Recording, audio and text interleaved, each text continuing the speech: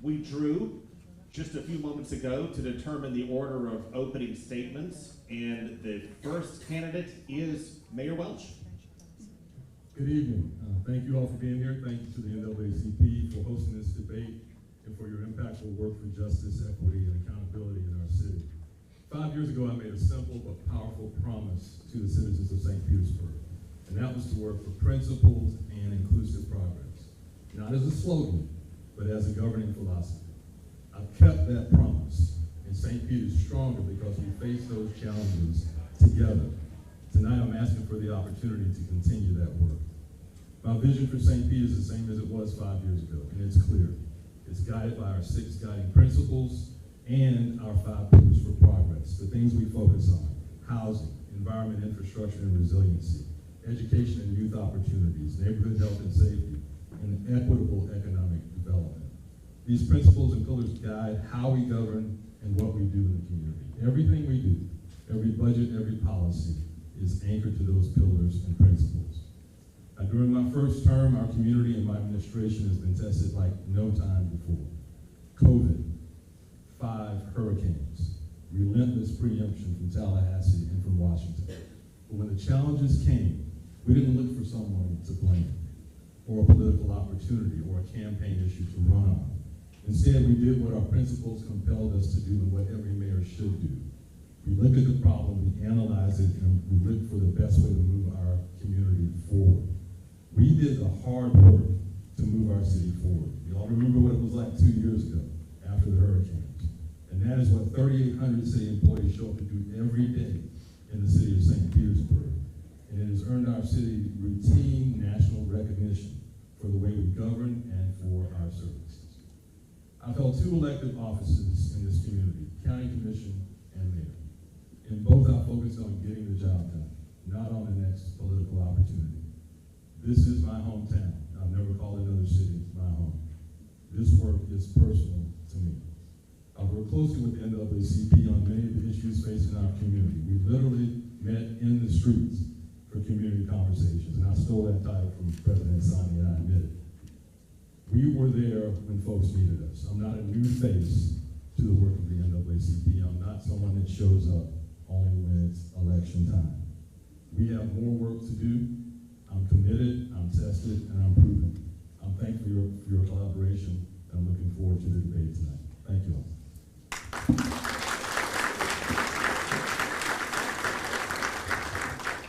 Mayor Ken Welch. Next is former Governor Charlie Crist. Thank you very much. I'm honored to be here, and I'm glad we have a wonderful turnout tonight. And I want to thank the NAACP for sponsoring this evening.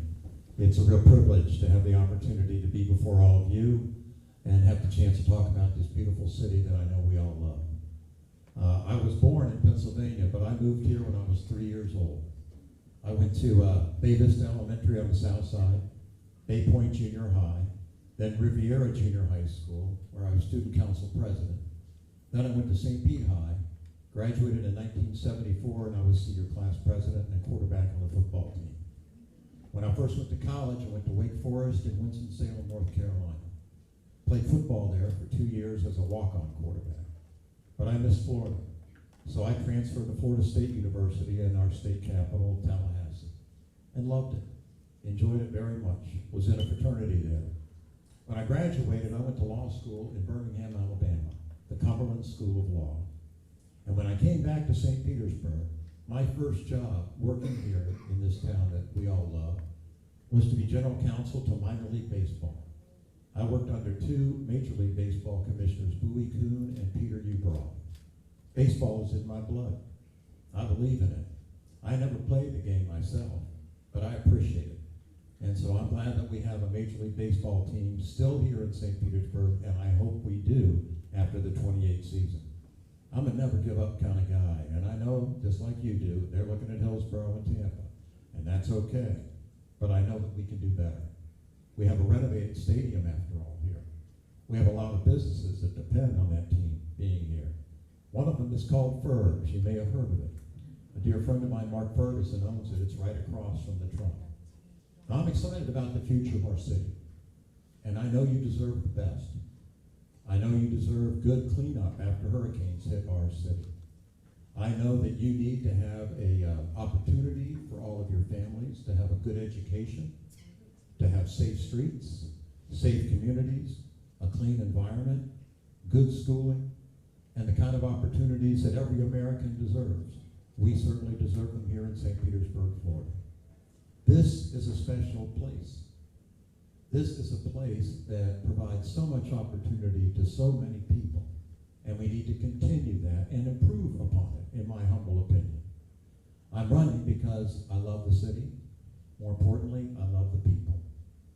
Senator Roussan and I go way back. I've known him for a long time, and some of you may know the former Reverend Watson Leon Haynes. Watson and I went to high school together. He's a dear friend of mine, miss him every single day. I had to attend his funeral not long ago. A wonderful man. But he's the kind of person that I look to, and the kind of life that he led, that's the kind of leader I want to be. Now, I've had the opportunity to serve in a few offices. I was first elected as your state senator. I served there for 6 years.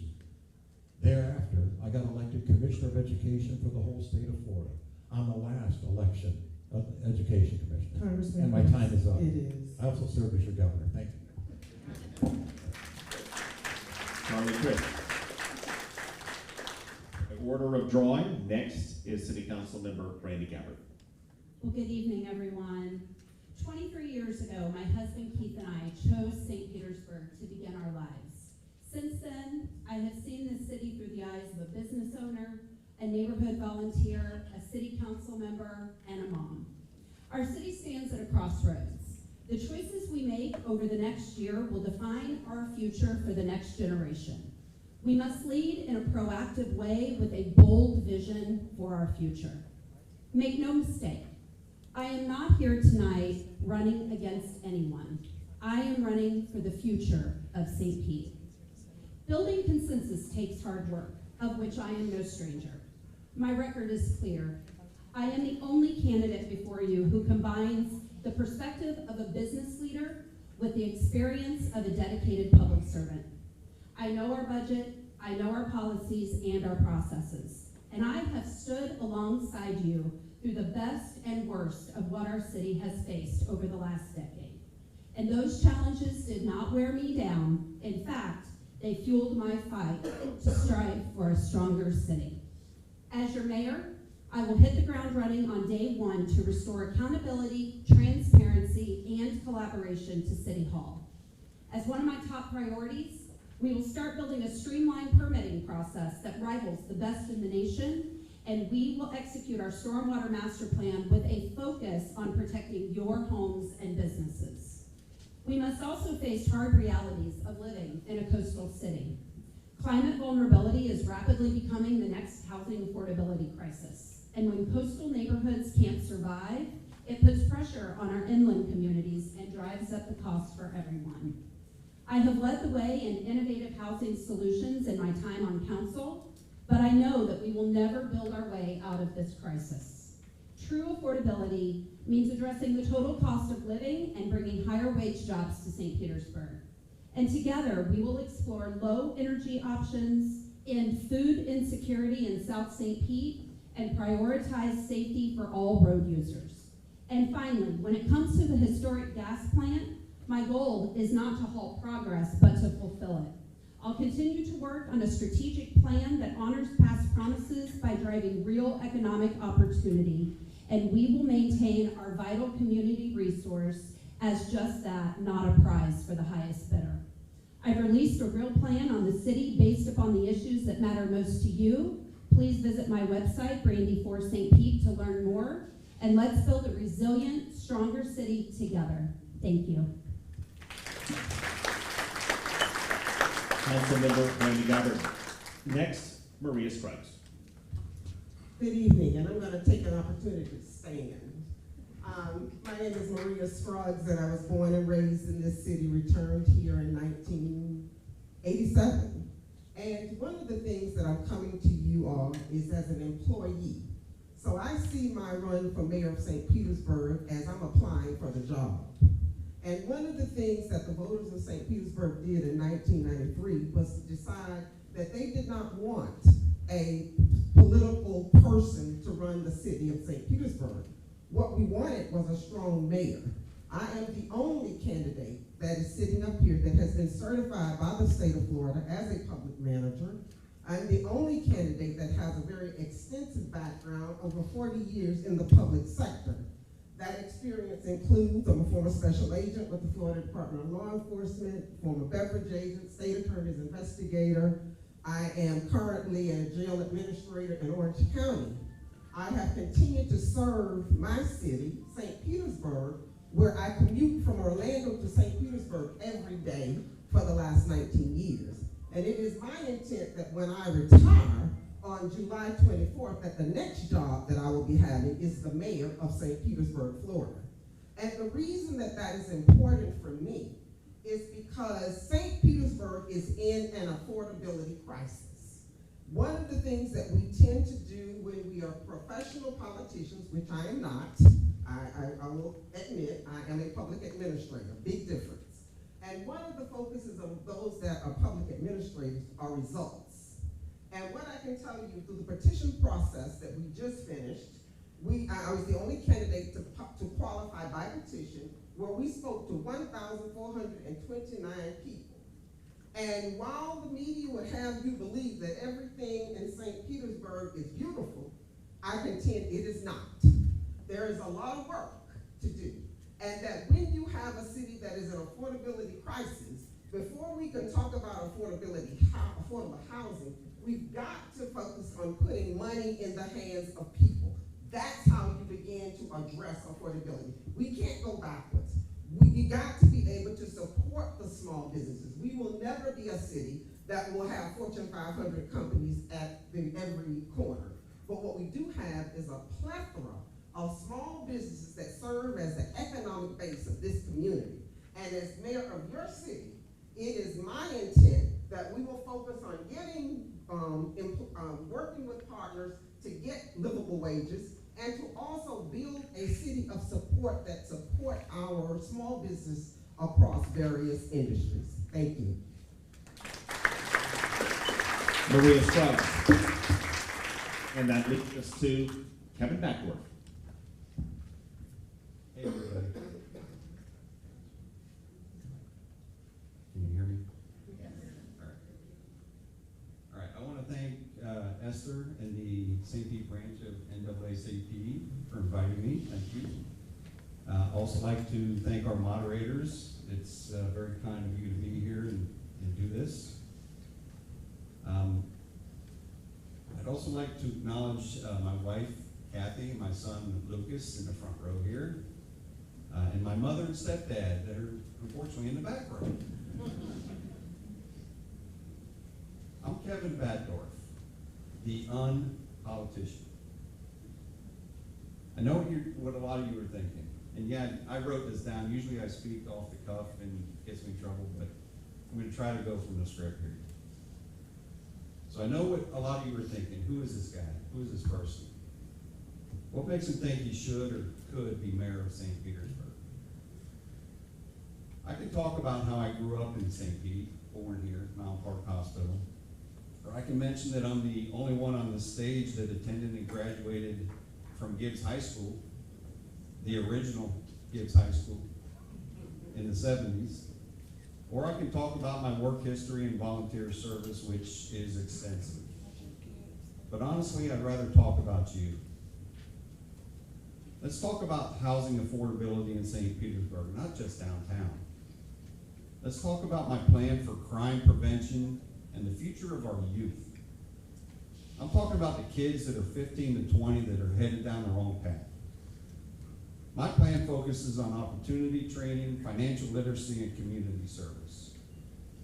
Real community policing needs to return to St. Petersburg, but trust needs to be rebuilt, especially in the neighborhoods where the corrupt individuals were extorting families in exchange for not taking their child to jail.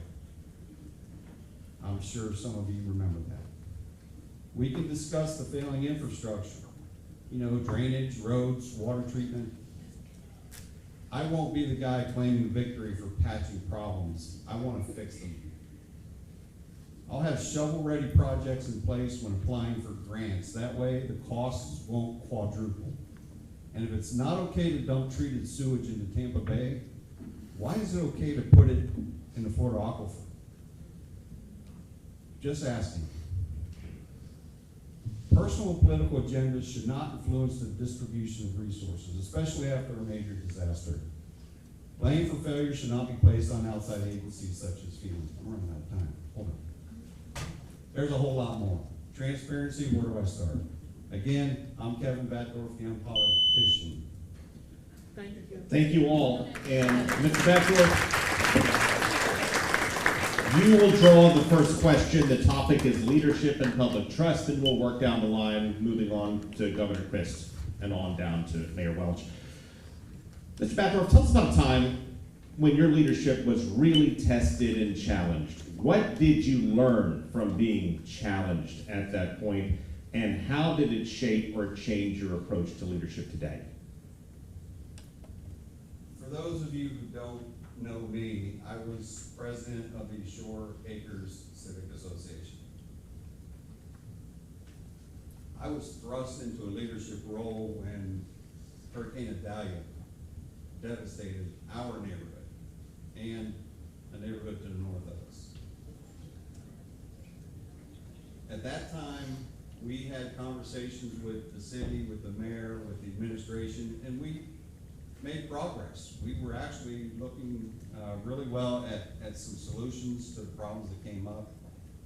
But after Hurricane Helene hit the whole city, it became much more difficult for me as a leader to realize the efforts that were needed in our neighborhood as compared to the rest of the city. Our neighborhood houses had 82% flooded, most with 4.5 feet of water. So it became difficult for me to deal with the administration, who was over busy working with the entire city. And the way to overcome that is through media attention, through working with our legislators and making things happen. And that's what I did. I brought the media to the neighborhood. I brought our state legislators to the neighborhood. I was able to start the path towards the Elevate Florida program, which brought $400 million into the state. It's not working as planned, but that's another issue. So I was able to shift direction and get the resources that we needed as a leader of the community. Governor Chris, we know how your leadership has been challenged, but what stands out the most to you? And what did you learn from it, and what did you change? There were really a couple things. When I was governor, first got elected in 2006, we had a double barrel affordability issue facing us: property taxes and property insurance. And so about a month after I got sworn in as your governor, I called a special session to reduce both. We did reduce both by about 10%. We're at a point now where we're faced with that same issue again, those same issues. It'll be a challenge. It'll be a challenge on cities and counties and each and every one of us. But I've done it before, I can do it again. I think we need to reduce our property taxes in a responsible way. Another issue that challenged me was restoration of rights. This is also when I was governor. I restored the rights, pushed for it, for 155,000 of our fellow Floridians, many of them minorities. But I thought it was simply the right thing to do. And as I said in my opening, that's always how I try to comport myself. I'm going to tell you a little story. I own a small boat, the 25-foot open fisherman. The name of that boat is the Golden Rule, Robert. Why do I call it the Golden Rule? Because I try to live by it. Do unto others as you would have done unto you. My entire public career, I've tried to live by that mantra. I think it's important. It's how my mother and father raised me here in St. Petersburg. So much so that when my father, who was a physician, he's retired now, he'll be 94 Friday, he wouldn't go into the office that was offered to him and rent space there unless they closed the separate waiting rooms for black and white. They decided to do that and he went into that office. That's the kind of leadership I received from my family, my mother, and my father, and I'll continue that if you elect me your mayor. Councilmember Gabbard, when were you most stringently tested? How did you change and what did you learn from it? Well, spending 9 years on city council certainly tested pretty much almost every turn. We, in that 9 years, have been through a lot, and it really has formed the base of the leadership style that I have been very proud to be on the city council, which is really an inclusive leader. And that really comes from the work that I have done to learn response through community advocacy. From the time that I started, we've been through everything on city council from redistricting our council to, charter review to having to appoint a city council member to COVID. You want to talk about COVID, certainly in the throes of that when we were shutting down our city and having to deal with how we keep our economy alive. And those are the kind of things that when you serve as a city council member, you learn firsthand that the decisions that you make on that dais, how they directly impact the people that you serve. You want to talk about storms. The district that I represent lies 95% within the coastal high hazard.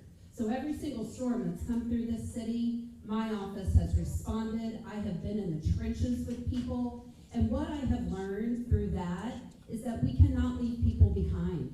We have to show empathy. We have to be strong. We have to follow through. And we have to bring them along with us when we claim that we have made progress. And so those are the things that I have learned from being in the trenches with the people of the city of St. Petersburg every single day in the honor of being a city council member over the last 9 years. Ms. Gruggs, the steepest challenge you faced as a leader and what it changed? So I think better on my feet. I'm the former director, chairman of the board for Happy Workers Learning Center. And for those of you that are not familiar with Happy Workers was the first preschool in the African American community. So in that respect, it was very important for me as the chairman of that board to ensure that that institution remained in this community and continued to remain and provide support for our children 0 to 5. While I was the chairman of the board, the assistant director died unexpectedly. And during that process, I learned that the director at that time had falsified some credentials and had put Happy Workers in jeopardy of losing its licensure as a child care facility. For me, that was not an option. In spite of, and in addition to my employment at Orange County Correction, I stepped in as the interim director because I think this question was more specific to what you did as a person when you were challenged in a leadership role. And that was certainly a challenge, commuting to Orlando every day and then stepping into the role of the interim CEO. The results were that I was able to partner with the ARA Club. What we have now is an institution that is a brand new facility, jobs that were able to be kept for those that deserve to keep them, and children that are now part of an institution that my legacy was dependent on to survive in this community. And Mayor Welch, a time when your leadership was challenged, of course, there are multiple times when you're mayor, but one that really stands out to you and what you learned from it. Well, I'm going to try to get two in my 2 minutes. My term started with challenge. I was literally sworn in with COVID remotely, and it was challenging after that. The first thing is the historic gas plant. When I took office, it wasn't even called the historic gas plant. It was called the Tropicana Field Redevelopment. And in an era of anti-DEI from Washington to Tallahassee, I was intent that we would have equitable redevelopment of that plant. As someone who grew up at the gas plant, I know the promises that were made. And we're going to stand on principle and make sure that those promises were kept. And that has been embraced by the development community. Everyone calls it historic gas plant now. Most folks now know the history. They know the promises that were made 40 years ago. And when the Rays and Hines signed the deal and then backed away from it and wanted up to $300 million more, they never were more specific, I stood on principle and said, not another dime. You sign an agreement, you stand to it. And now we're in better shape because we have all of that land back and the development rights. Development rights the Rays had for 25 years. The second thing is after Helene and Milton in 2024. And Kevin is right. This wasn't a storm that just affected coastal neighborhoods. It affected neighborhoods all across our city. And so when Kevin asked that they be first in line and that we alter our debris pickup, I stood on principle and said, Kevin, you told me you were the expert. I said, no, we have experts. If you just be patient, we'll get it all done in 90 days. More debris than we've ever moved, and we got it done in 90 days. It wasn't a time for petty name calling. It was a time to stand on principle, and that's what I did.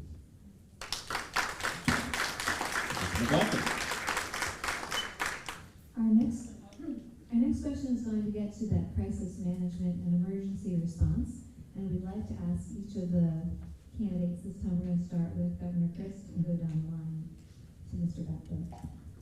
The question is, St. Petersburg faces hurricanes, flooding, and other emergencies. Describe your leadership approach during a citywide crisis and how you would communicate with residents during emergencies. Well, thank you for the question. I think it's incredibly important to communicate with honesty, with integrity, and timeliness. You know, when a hurricane hits, I've faced a lot of them as both your Attorney General and Governor. And the response to them, I think, were pretty extraordinary at the time. And that experience, I think, is very important as we go forward and look for leadership that can handle those situations better in a more timely fashion. I think it was very important to make sure that, you know, as Attorney General, people were getting price gouged by a lot of people coming into the state trying to take advantage of us at a terrible time. I also think it's very important to make sure that when these hurricanes hit, we prepare before they hit. We have an expression, you know, prepare for the worst but hope for the best. It looks like we weren't prepared for a few of these hurricanes recently. And that's a problem. You know, you deserve leadership that is prepared, that is ready, and will do the right thing.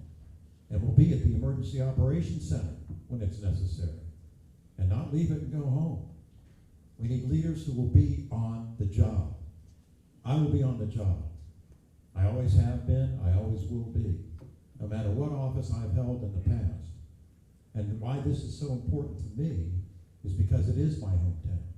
This is where I grew up. This is where I went to high school. It's in my blood. It's in my DNA.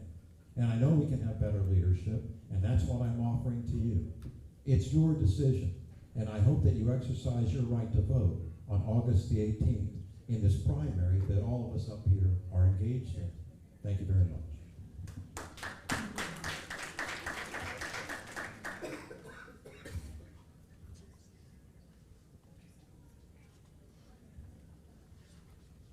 Mayor Welch, your rebuttal. Thank you. Obviously, that was aimed at me because I was here for hurricanes. First of all, we were very prepared for the 2024 hurricanes. Charlie, you were in Minnesota, so I don't know how you know if we were prepared or not. The second issue is, you mentioned I wasn't at the EOC. For Ian, the storm had passed. The cone had changed direction. We were no longer in the cone. I've been there since 7 a.m. I've got all the notes. I take a lot of notes. The danger had passed. My alpha shift was over.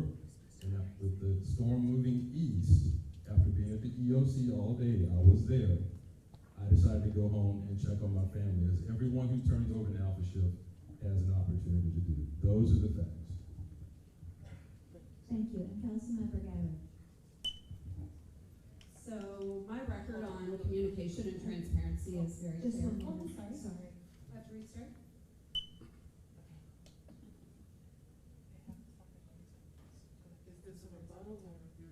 This is 2 minutes. Thank you. Thank you. So my record is very clear. Anyone can go on any of my social media and see how I respond and how I communicate. Communication, I believe in, especially in the middle of a moment,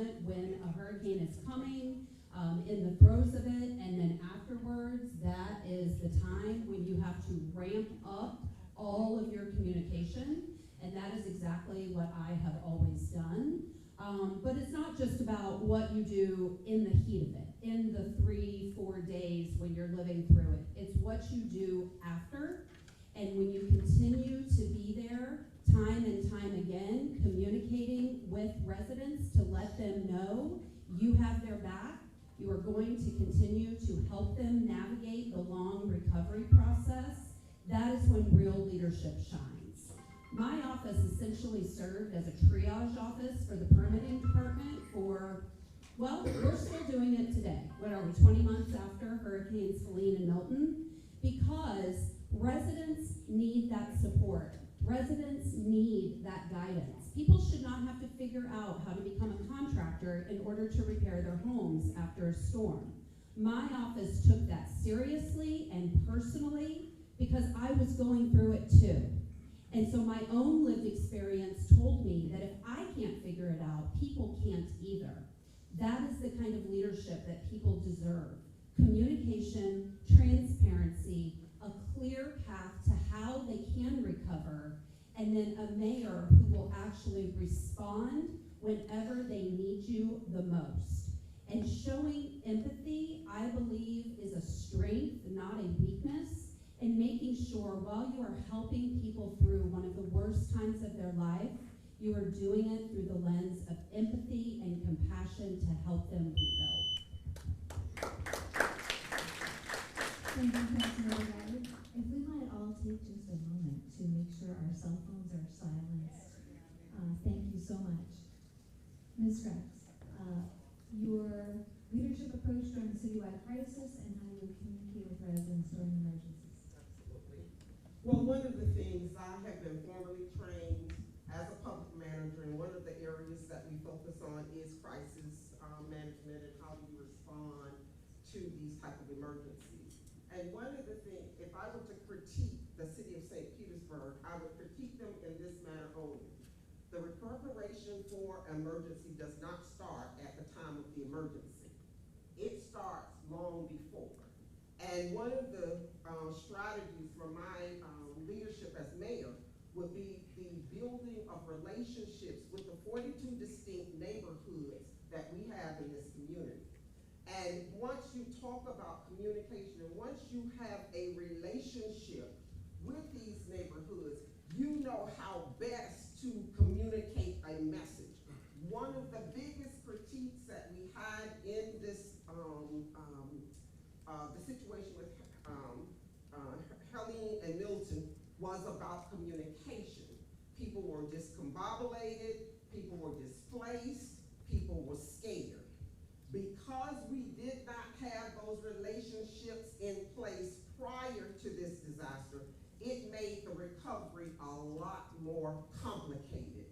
And my approach would be that once I become mayor, one of the collaborative processes that I will have in place is the building of working relationships with our 42 distinct neighborhoods, recognizing that our concept of equity starts in recognizing that all of our neighborhoods are not at the same level, and that there are certain neighborhoods that may take more of a public support than others, and that it's important that when we talk about equity, we institutionalize it in our processes so that when we have disasters, we are appropriately able to respond.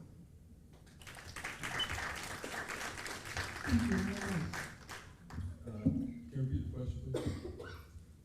St. Petersburg faces hurricanes, floodings, and other emergencies. Describe your leadership approach during a citywide crisis and how you would communicate with residents during emergencies.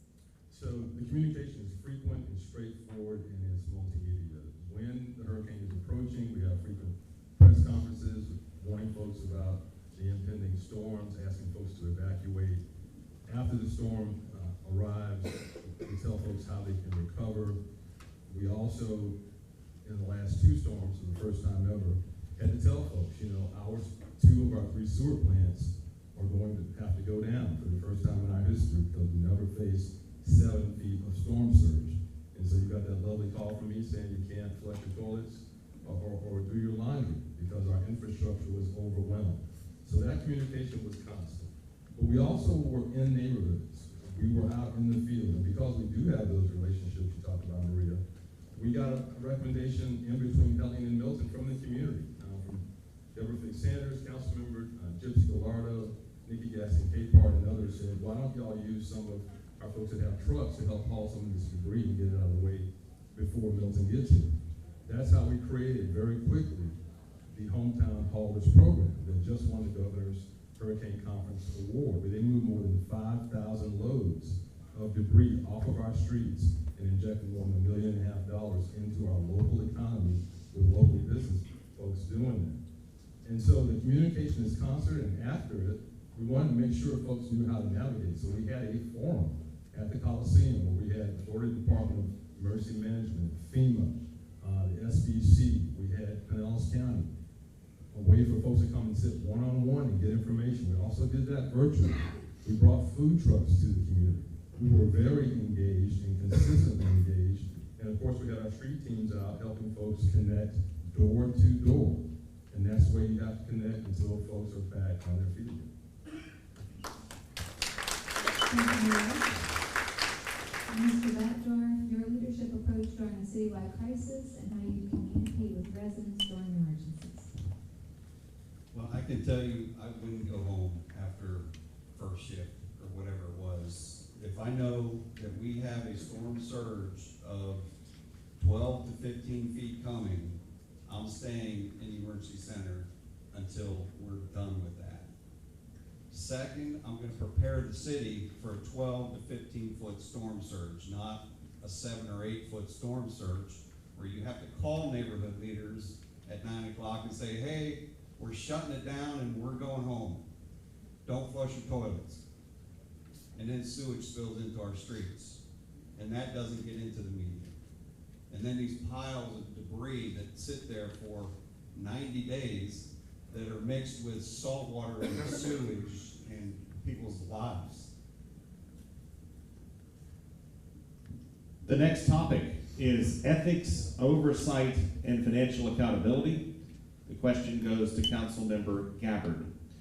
Do you feel that there is a maximum level of transparency in city spending and contracting? And if you do not, what specific measures would you implement to assure that there is maximum accountability and transparency in both spending and in city contracts? So as a city council member, one of your only really required jobs is to pass a budget every single year. And so we go through a very lengthy process to do that, starting in January of every year for city council members to sit down and share with our city administration team what those priorities are from each council district. I have been very happy to be part of that for the last 9 years, and when I say I know our budget inside and out, that's what I mean. Doing that work alongside our team, I do believe that we spend every single dollar that is earned by the city of taxpayer dollars to meet the needs of the residents of this city. Our city team, our budget team, our procurement team are top-notch. And they deserve a mayor who is in it with them, who understands the budget as intimately as someone who has served on city council for 9 years does. We have a lot of hard times coming, and there are already budget shortfalls. Because of that, we are going to have to take hard looks at some of the programs and services that we provide. And I believe in those moments, we need a steady hand. We need someone who understands the budget and the implications to the people that we serve. And we need someone who is going to be able to communicate transparently with our residents when those cuts have to come. And that is the kind of mayor that I will be, because that is the experience that I bring to the table. Ms. Scruggs, are there any additional accountability measures that you would implement in the interest of full public transparency in city contracting and spending? Absolutely. If I were to grade the city of St. Petersburg in the areas of transparency when it comes to procurement, I would give them an F. One of the challenges that I have had for many years with the city of St. Petersburg, and it's not under this current administration, it is the lack of transparency. As we speak, I have filed a complaint with the Florida Department of Ethics on a procurement process where individuals that were actually, the contractor that received the award had actually been in contact with the person responsible for the reward. Number one. Number two, it was a $750,000 award that was given to a contractor in Tampa for STEM services when we have vendors right here in St. Petersburg that do the same thing. A second issue regarding procurement and accountability speaks to the issue of the $250,000 bonuses that were given to city leaders.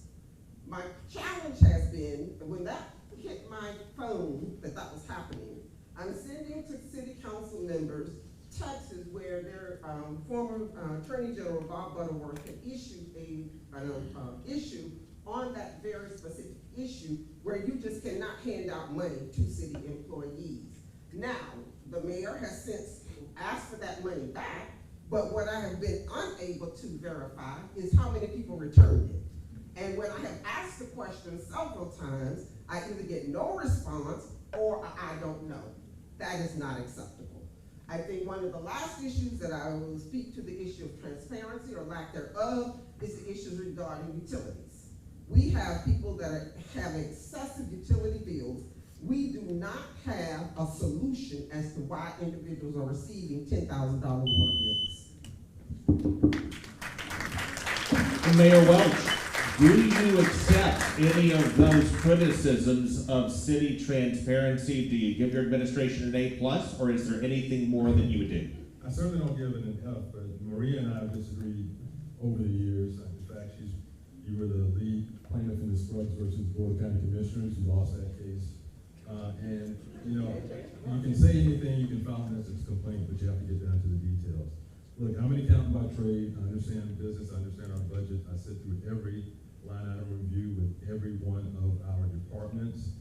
We are audited. We have public records access, which is, Maria, how you got access to that information. It is used extensively, I can tell you. We have a very open budget process. We have budget public hearings, budget open houses. We do have a very transparent process. Obviously, you can always get better, and business process improvement is part of our way of work. To talk to the utility issue, that issue is tied to our infrastructure. We have infrastructure that was not built to handle the volume of storms that we're seeing.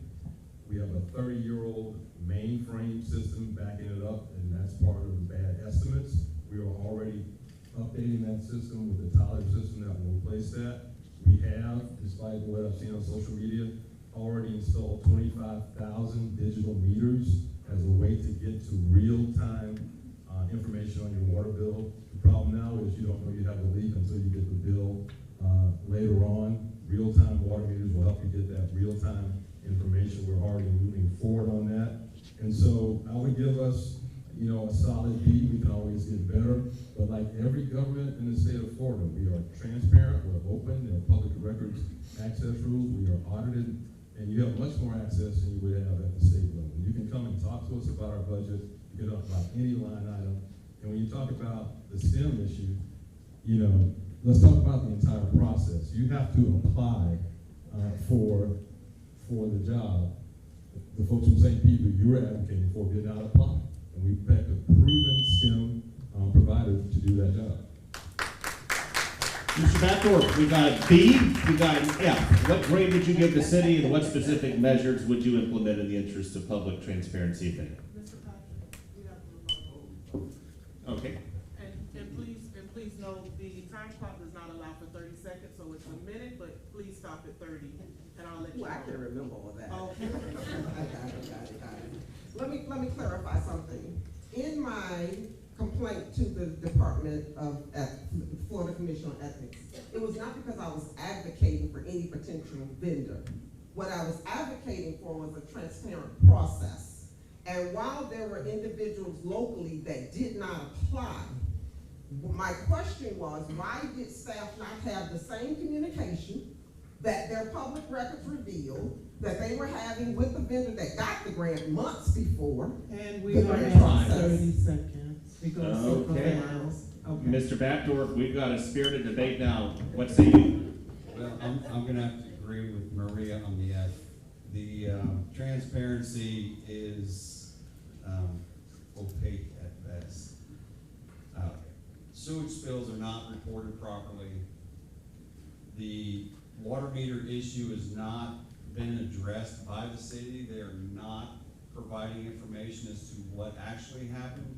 Mayor just said that, well, there's a fix in place, but what was broken? What actually was broken?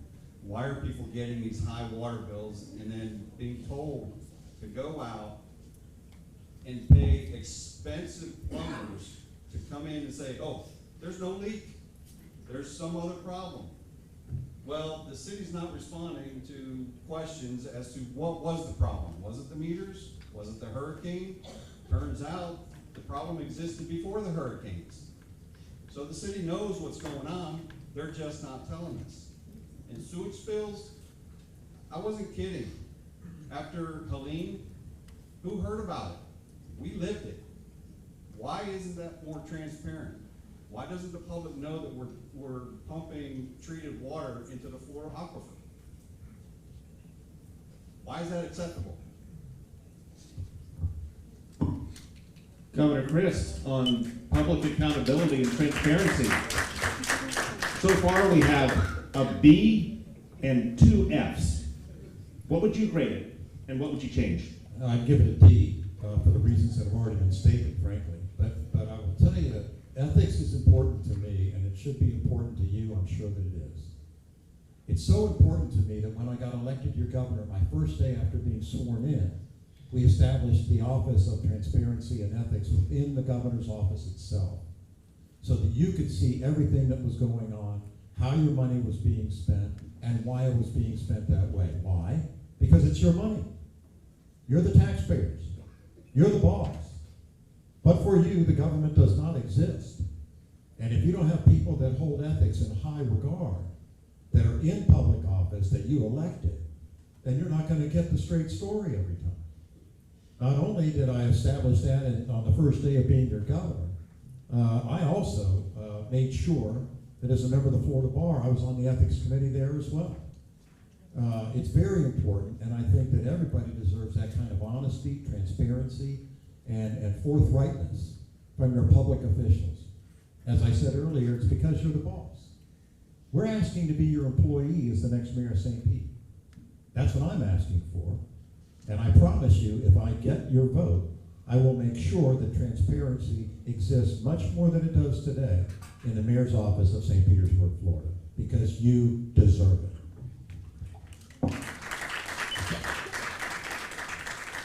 Thank you. Our next question gets to leadership philosophy. Ms. Scruggs will be the first to respond to this question, which is, describe a situation where you took a position that was politically difficult but was the right thing to do for the community.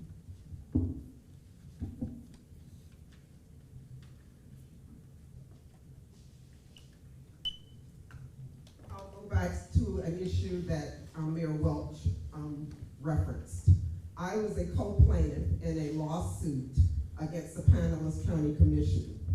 Because for those of us that are old enough to remember, in 1996, the voters in Pinellas County voted to have term limits on our constitutional officers and our county commissioners, of which Mayor Welch was one.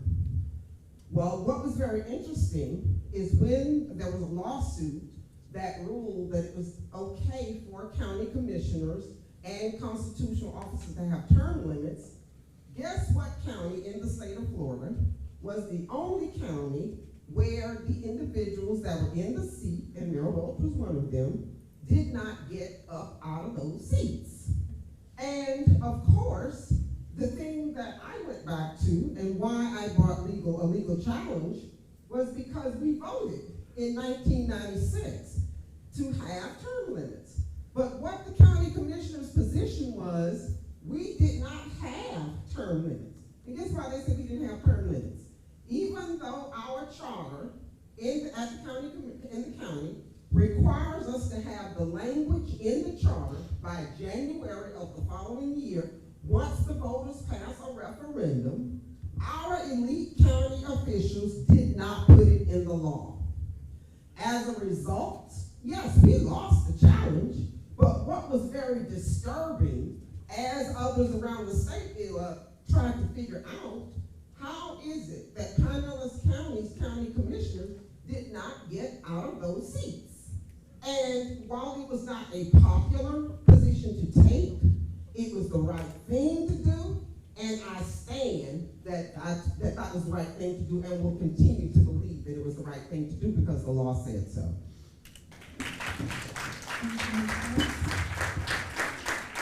Mayor Welch, at a time when you took a position that was politically difficult, but was the right thing to do for the community? Sure. Just to comment on the 8 is enough, you know, that predated me, and you filed a lawsuit after you lost at the polls in an election with me. And so I still believe the folks made the right choice when they vote. In terms of a hard decision, saying no to the raise. You know, I said we put together the best package that we could to keep the raise and develop a historic gas plant. Ended up being slightly over $700 million of county and city donation to that package. The raise signed on to it. We signed 12 agreements. And then after the hurricanes, they came back and said, we need more money to stay here. And I said, not another dime. We were a traumatized community. We had a long road of restoration and rebuilding before us. And I said no to the raise. Now, there's some here who say, you know, they're going to work with the raise at any cost to keep them in our community. We have to stand on principle. Also, repairing the trop. You know, there were folks that said we shouldn't repair it. The previous raise management stood up in council and asked us not to repair the trop. But I knew that meant jobs. I knew that meant our economy. I knew that we had an agreement that said we would repair the trop.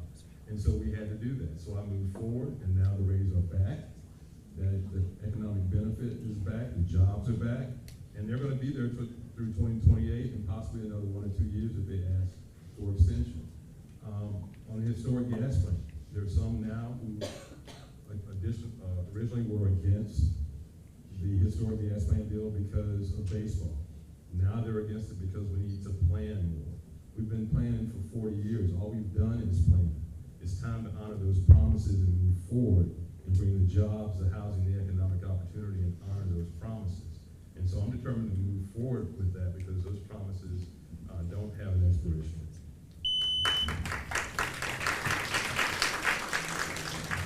If you're recording, please do not record. If you are recording, we're asking you not to record.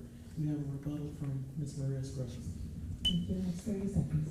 Because I only have 30 seconds, I challenge the media to fact check me.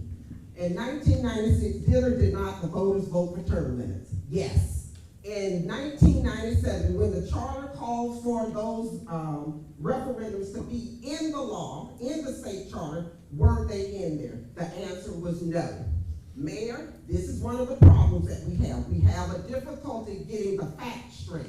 And when the law was passed, I don't care about losing, because if it's a battle worth fighting, I'm going to fight it. And that's the problem that we have now. We go along to get along.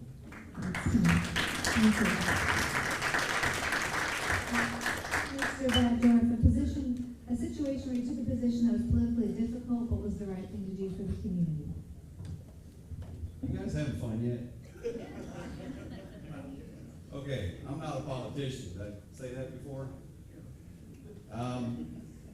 The city administration and city council took a stance that I still believe to this day, and I stood up against it, was an infringement on our private property rights. It was an overreach by the government, shouldn't have been done. They decided that it would be in the best interest of we don't know who to put an open code case on every home within a geographical area because it simply might have flooded or will flood in the future. That's government overreach at its highest level. I stood in opposition to that. I still stand in opposition to that.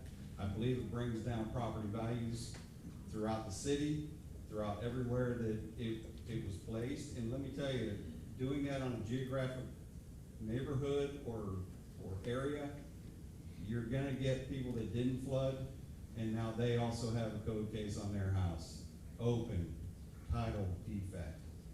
So, yeah, I stood up against that, and I continue to do so.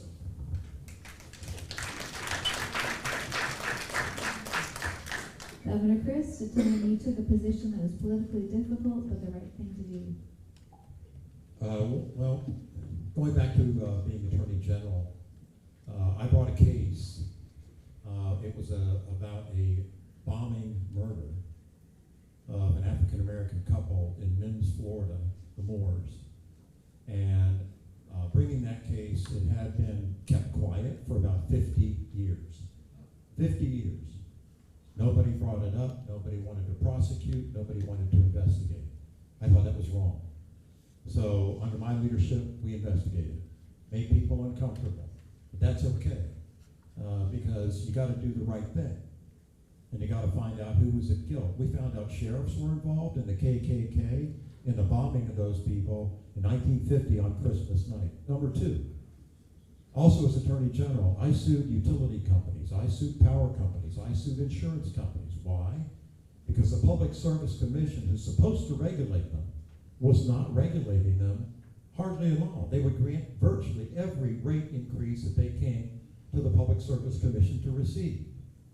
Now, suing them probably was popular among constituents, but it sure wasn't popular with those companies. But I'm proud to have done it. Because again, I know it was the right thing to do. I know who the boss is when you're a public servant. The boss is the people. Of the people, by the people, for the people. Stand up for them, fight for them, do the right thing. I did it as Attorney General. I did it as your governor. I did it as your congressman. I'll do it as your mayor. And I am what you call a public servant. Thank you.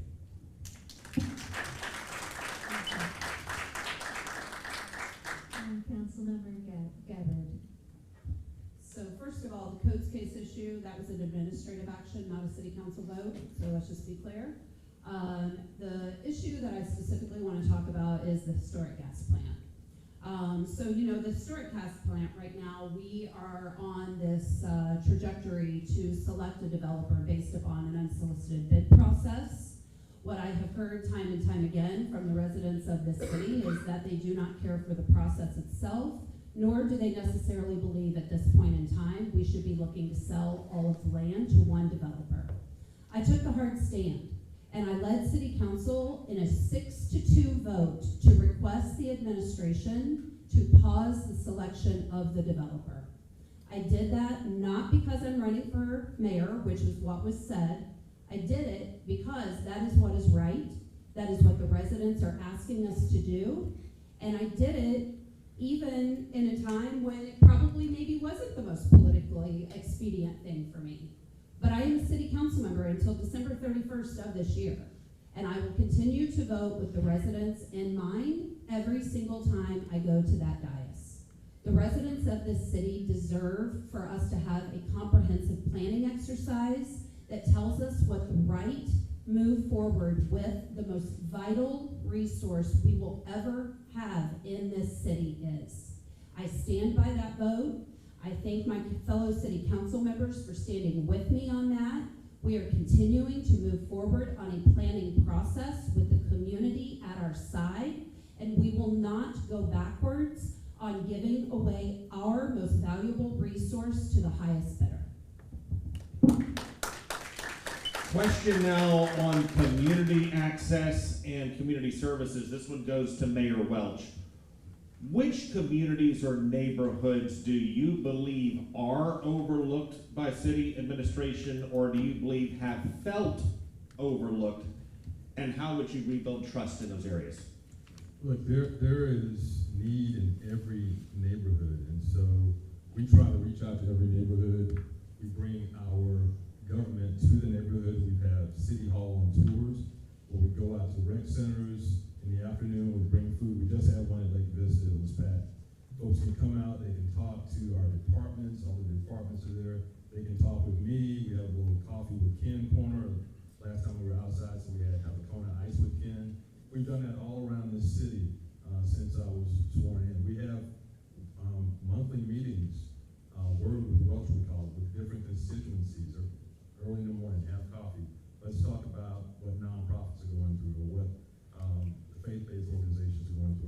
Forest community are going through. We do that on a regular basis. And so we bring out our neighborhoods as well. All of our neighborhood leaders come in for a breakfast. We rotate that. So we can try to go out and meet every neighborhood in every part of this city. You don't have to come to City Hall. We come to you. We've done that since I was sworn in, and we'll continue to do that. We just had City Hall on tour in a Hurricane Expo at Lake Vista last week. It was very, very well attended.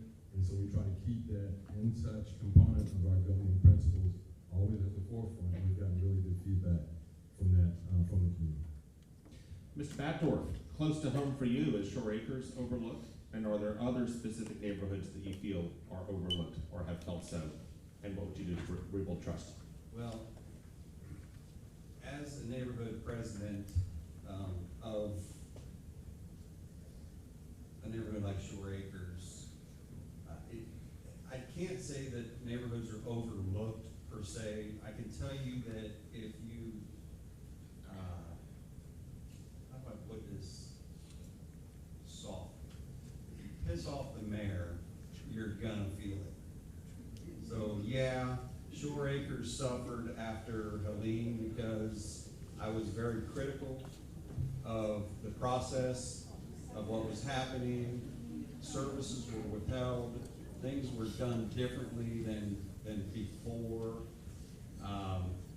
City council member sitting at this table held a secret meeting that we had actually asked for in our neighborhood. We were denied, but she decided to hold a secret meeting for her district only. Yeah, talked about this all day long. We were not invited, but we showed up anyway. So yeah, if you criticize certain people in the city government, you're gonna feel it, and we did.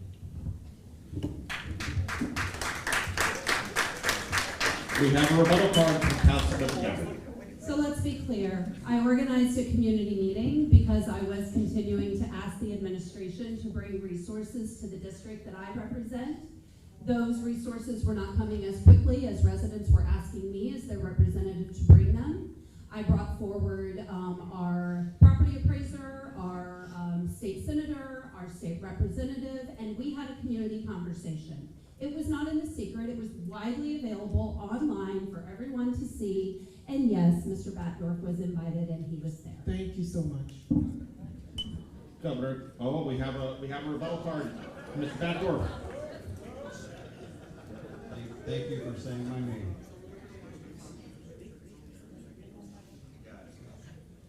So the meeting was secret.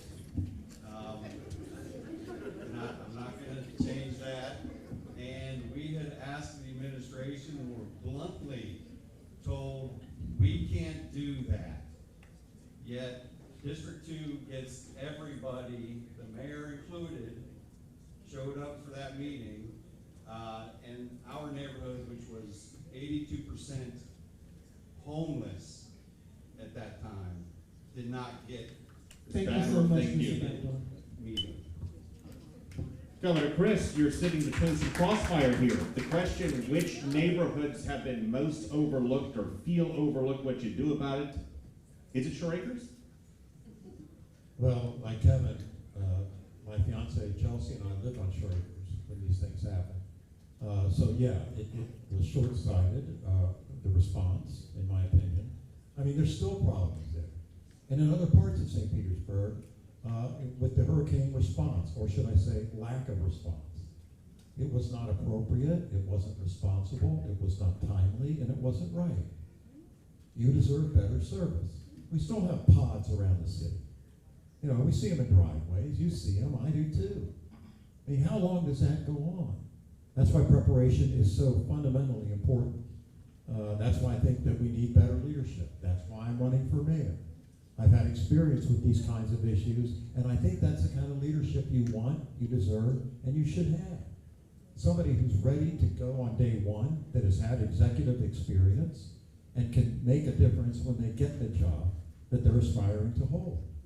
And not just have the title, but get the work done that needs to be done so that you're better served in your home. Thank you. And Councilmember Gabbard, we've heard your rebuttal. Back to the original oh, no, we don't. We have a rebuttal. The second rebuttal card played by the mayor. So, as we go on, I just want Charlie to be more specific about how the response could be better. You were not even in the state during these hurricanes. So what specifically are you talking about? There were 15,000 damaged properties. No preparation would stop those properties from being damaged. We were agile, we were responsive. I want you to be clear about how the response would have been better if you had been in town and been engaged.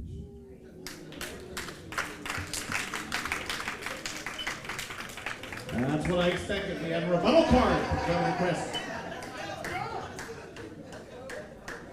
Well, Chelsea's here, we were on Shore Acres. That's just the truth. And that's my rebuttal. And I'm disappointed in you, Mayor. You ought to be more candid with folks. And be more honest. And be more straightforward. And take care of places like Shore Acres and Southside. You talk about what's going on in the gas plant area. What's changed in 5 years since you've been mayor? That's one of your main promises when you came in. They got affordable housing you're building there, and guess what? Thank you so affordable much. housing is $800,000 a unit. That's unaffordable. Thank you so much. And Councilmember Gabbard, back to the question at hand. Which specific neighborhoods have been or are most overlooked by the city administration? What would you do about it? So I think that our neighborhoods in general have great representation from their city council members specifically.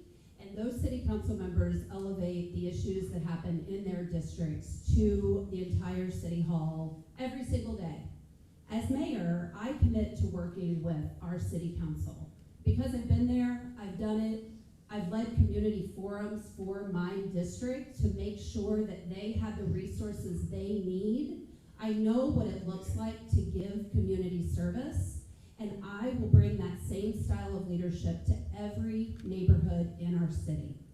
We have a problem in South St. Petersburg specifically as it pertains to food insecurity. These are neighborhoods that have been overlooked for far too long on a basic quality of life issue. This one is personal to me because I grew up as a food insecure child.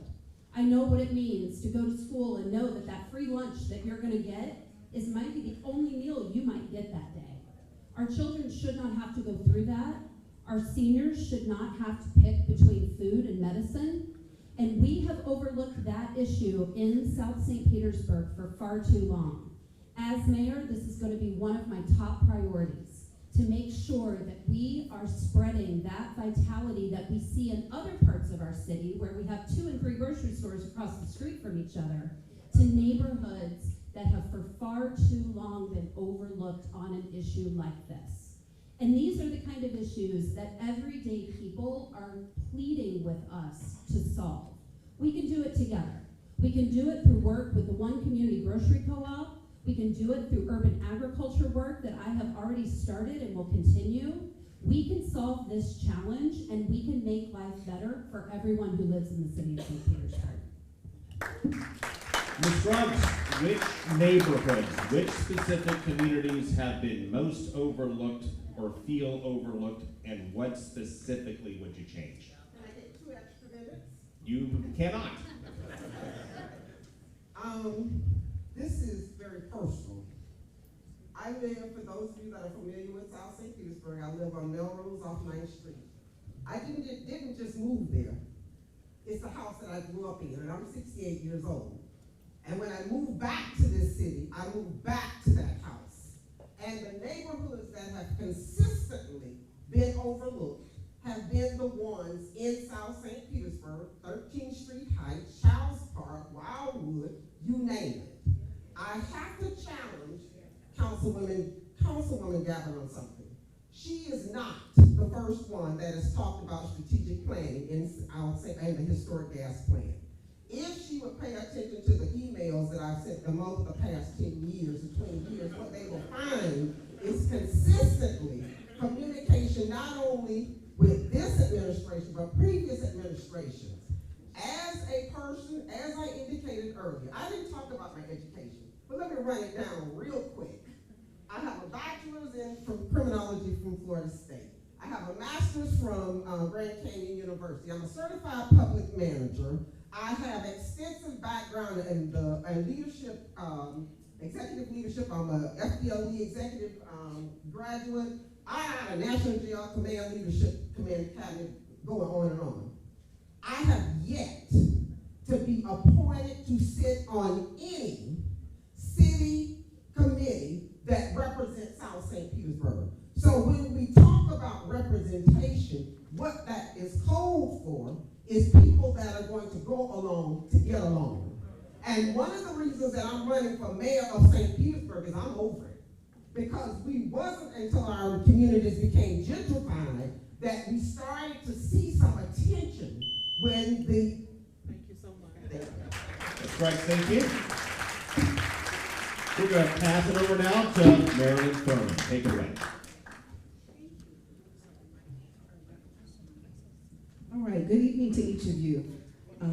This one's going to be pretty easy because this is only going to require a yes or no response, okay? And we will start with Mayor Welch, and the question is, should all city contracts above a designated dollar threshold be publicly posted online before final approval? Sure.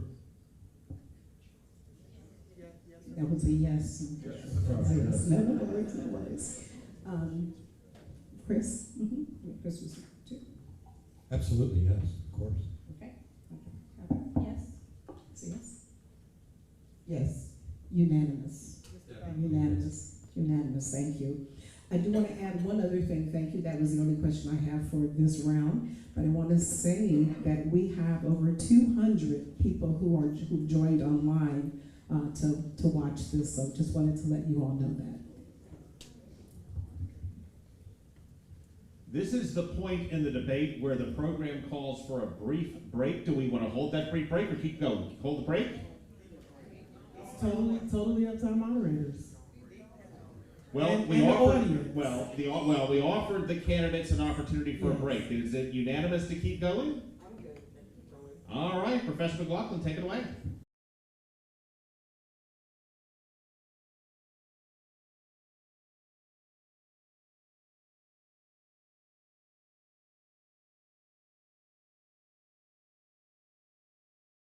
And our first respondent will be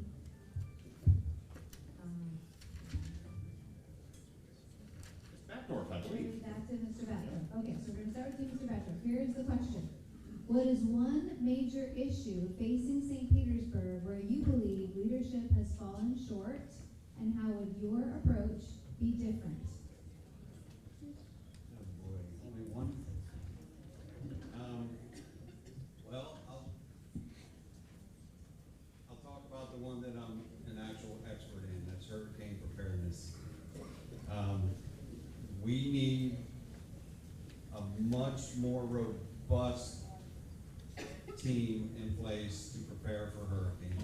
We need to have crews on standby to collect debris. Just like Duke has crews on standby to fix the electric power grid, we need crews on standby. We need partnerships with other cities, counties, municipalities in the permitting department.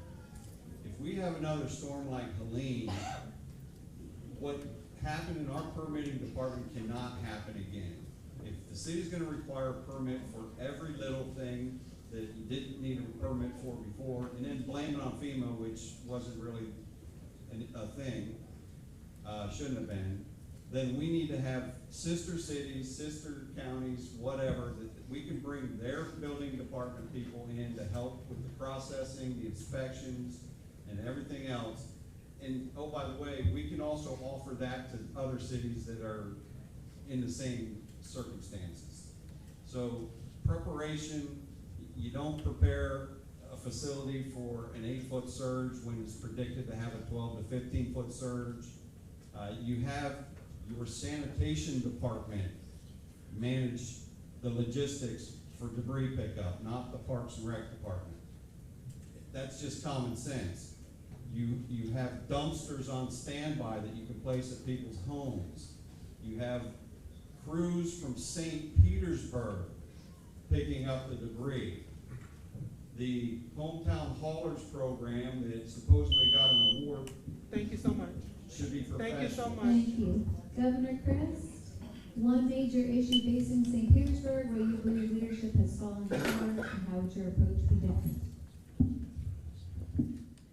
Well, we have to do just one. I'll do the Moffitt Cancer Center. So we had an opportunity in St. Petersburg to have one of the most respected cancer centers in the southeastern United States have a satellite significantly placed in St. Petersburg. Now, negotiations were going on. I don't know all the ins and outs of it, but I do know the end result.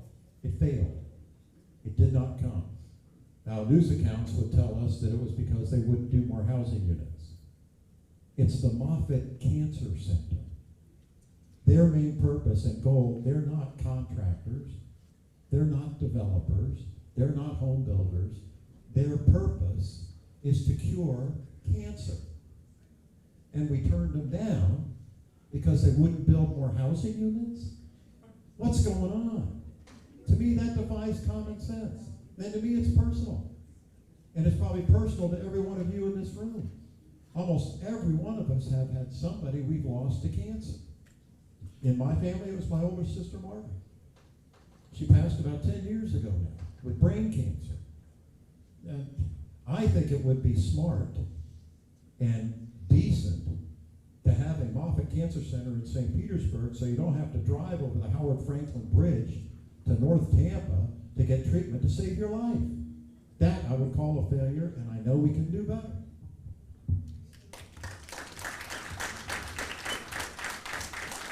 Thank you, Councilmember Walker. Same question. One major issue facing St. Petersburg where you believe leadership has fallen short, and how would your approach be different? Well, I think, when we look at our city development administration, we really need some leadership at the helm that understands project management and the need for us to prioritize which projects our team are bringing forward and which ones maybe we need to put to the side. And those priorities should be set by the mayor of the city to make sure that we don't end up in a place where we have numerous different projects happening all at the same time, but none of them are really coming in for a landing. The list is long. I at one point made a list for city council of all the different projects that we were kind of in different stages of. Quickly, I could just say the marina, the Moffitt came up, Science Center, Municipal Services Building, now we're running the Mahaffey. I mean, the list just goes on and on. And I feel like, you need a mayor who understands prioritization, project management, that resources are slim, our city team is overtaxed. I often wonder and worry that they aren't one project away from being dumped on top of them to where they just walk away. And we can't really afford that brain trust to leave us. We need to make sure that we are prioritizing properly, we are helping our team with solid leadership get through these projects and doing them in a way that you as the taxpayers and you as the residents understand what we're doing. For many years over the last 5, we had very few wins because all of our eggs were in the back of the gas plant. We cannot be that way. We have to be looking at projects across our city, how to prioritize them, how to bring them in for a landing, and how to make the most of the work that we get from the people who serve our city every single day. Thank you, Ms. Strang. These two issues go hand in hand in my concern about how the administration has handled the redevelopment of the historic gas plant. Oh, sorry.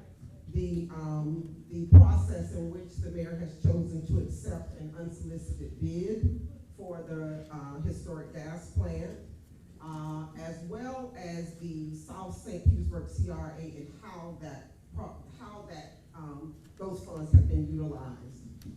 10 years ago, when the Southside CRA was in the planning for the Southside CRA was in process, I said 10 years down the road, we're going to get to a point that we're not going to see one substantial result as a result of the implementation of the South St. Petersburg CRA. We have people appointed to that advisory group that know absolutely nothing about the process, but they are rubber stamping what the administration says. We then now go to the historic gas plan. The challenge with this process, and this is where the mayor and I disagree, that when you have individuals that have written your campaign $20,000 and $25,000 checks, and all of a sudden we get a unsolicited proposal, all of a sudden we hear the mayor talking about ARC, that is a major concern for me. And what would I have done differently? The strategic planning process that I have said for 20 years that we needed to involve the South St. Petersburg neighborhoods in would get us substantive results. We have spent millions of taxpayers' dollars in the South St. Petersburg without one tangible outcome for the people that live there.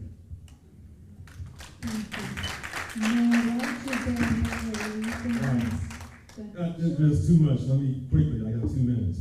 The CRA has brought in $70 million back to the South Side CRA. The Shores, Burlington 2, Pelican Place, which is under construction right now with Habitat, Edward White Hospital, hundreds of units of affordable housing in the community. I don't know how you missed that, but it's tangible. It's right there.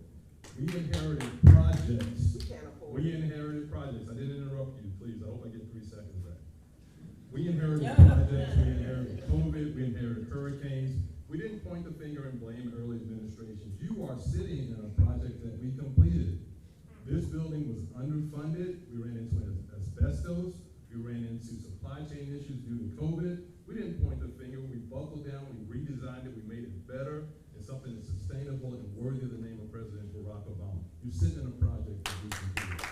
Finally, on the market, you know, the governor said he doesn't know the ins and outs of the deal. Well, you shouldn't be talking about it if you don't know the ins and outs.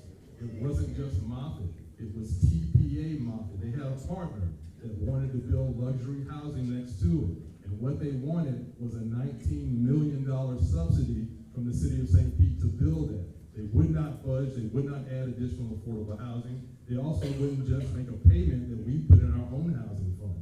We had to stand on principle. And it's the same principle as the golden rule, Councilmember Blackman, that you quoted in December of 21 when the council rejected the MSC bill. That was $20 million. You said we're leaving money on the table. That was $20 million. This was $19 million. It's the same principle. We stood on principle. When the private sector wouldn't work with us, we said no. And that's what happened. You ought to know before you make those kind of comments.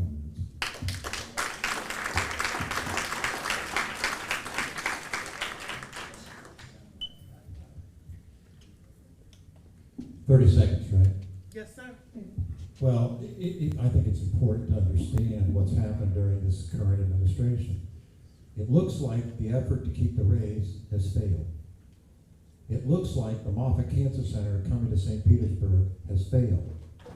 It looks like we have dropped the ball on the Mahaffey Theater. It's failing.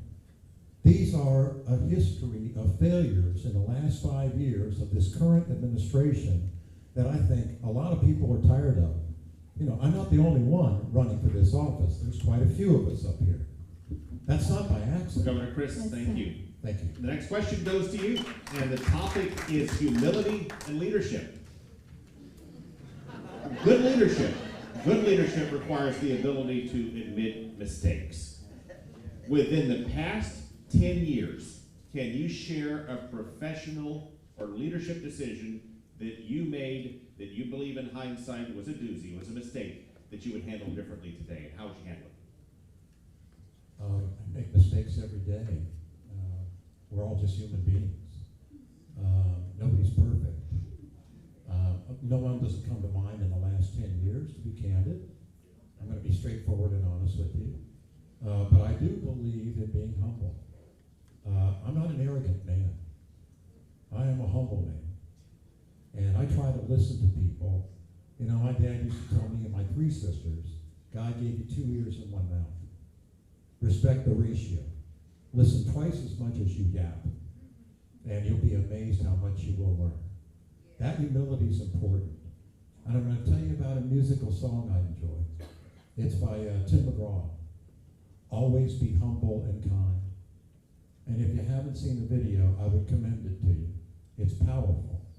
It makes me tear up when I listen to it. Humility is an important character trait to have. Being arrogant is an important one to never have. So I try to comport myself that way every single day. I don't always succeed, but I sure try. Councilmember Gabbard, holding yourself to constructive challenge the past 10 years, is there something you regard now as a mistake that you would have handled differently? Well, when I decided to run for office the first time 10 years ago, I looked myself in the mirror and said, the only way you're going to do this is if you do this by holding your integrity intact. And every single vote over the 9 years that I have sat on that dais, I have always voted in that moment with the best information that I had, and I stand by those votes. I don't live in regret.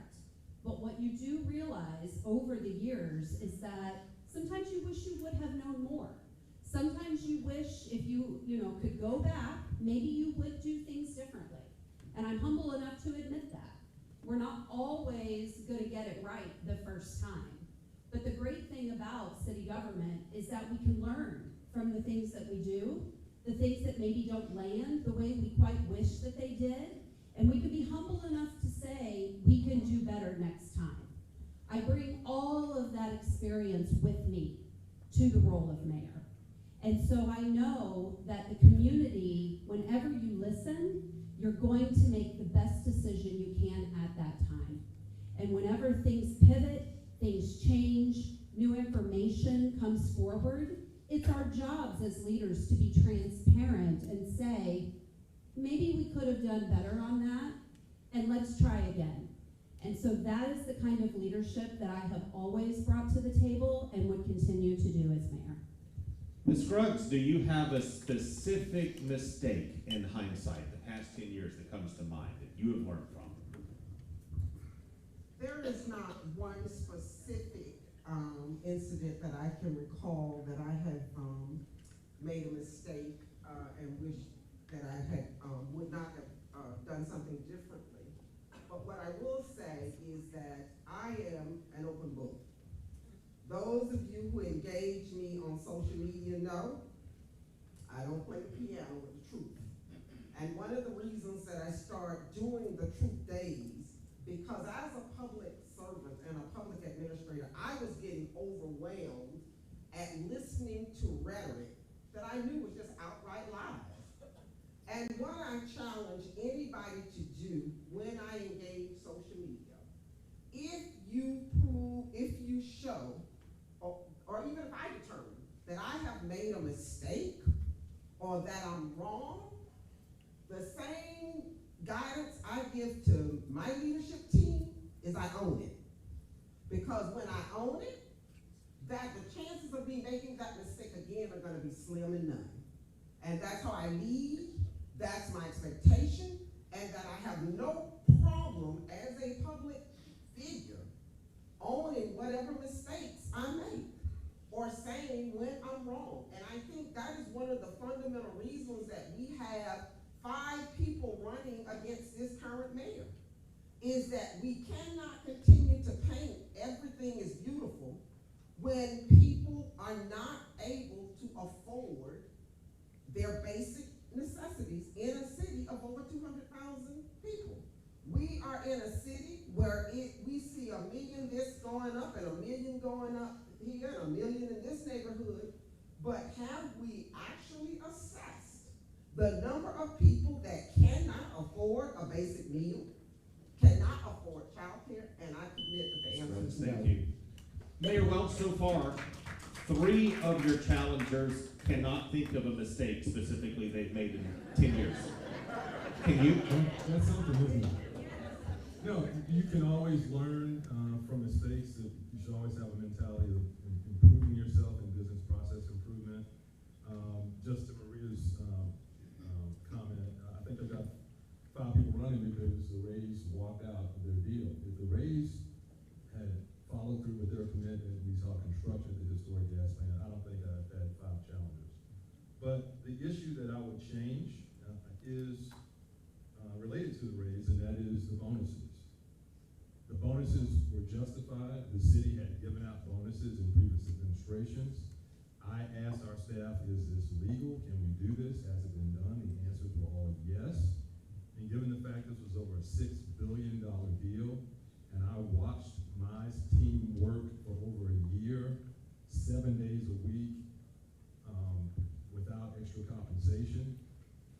One staffer was at work the day after they buried one of their parents.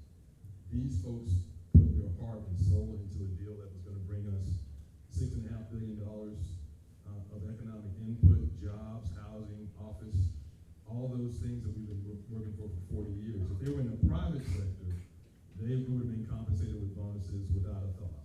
And if you talk about how we keep our talent on board, that was a very small amount. It averaged, I think, $15,000 per person for more than a year of work, nights, weekends, holidays, you name it, to get a historic 12 agreements done. And so the mistake was believing the Rays were going to follow through with what they had signed. You know, I should have waited until that was executed and the dirt was turning. I didn't do that. I believe when they signed those 12 agreements, we had our here to stay celebrations that we were on our way. And so that was a mistake. I should have waited until we were further down the line. But the concept of those bonuses and the reason I did it, I still stand by. Mr. Backdoor, in the past 10 years, can you think of and admit to a mistake that you have made, and if so, what would you do differently today? So I'm gonna take it back a little farther than 10 years. I'm just like everybody in this audience. I make mistakes. I'm human. We're all the same, right? When I was a kid, living on 16th Street, just 8 blocks from the actual gas plant while it was still there, I used to hang out at this place called the Police Athletic League on 5th Avenue. I don't know if some of you might remember it. I was a pretty good boxer back then. So I thought. Coach said, hey, I got this kid coming in from Jordan Park. I know he's only half your size, but would you mind getting in a ring with him? And I'm like, you know, I don't really want to hurt him. What do you want me to do? Just stand there and let him hit me? No, I want you to box him like a real boxer would box. This kid was half my size. He humbled me like Muhammad Ali humbled George Frazier.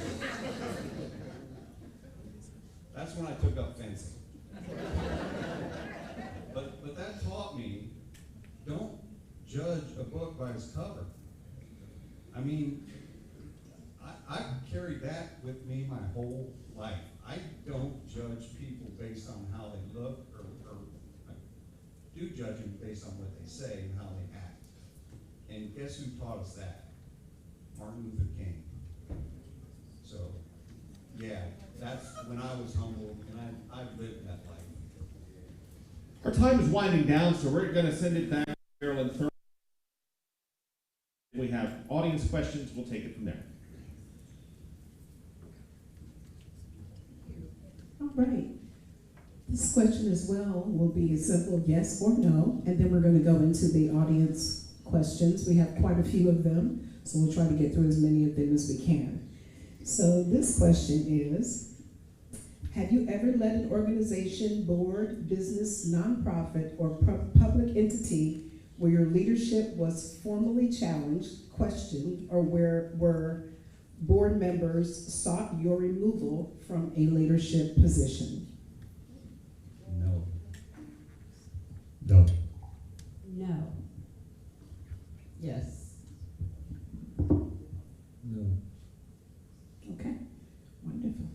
Thank you all very much. Okay, so we're going to go into those questions now. As I said, we have quite a few of them, so we'll try to get in as many of them as we possibly can. Let's start off with the one that is going to be addressed to everyone. I'll do that first. Y'all bear with me with that. Having text messages, so we're gonna get those, and we thank you for your questions.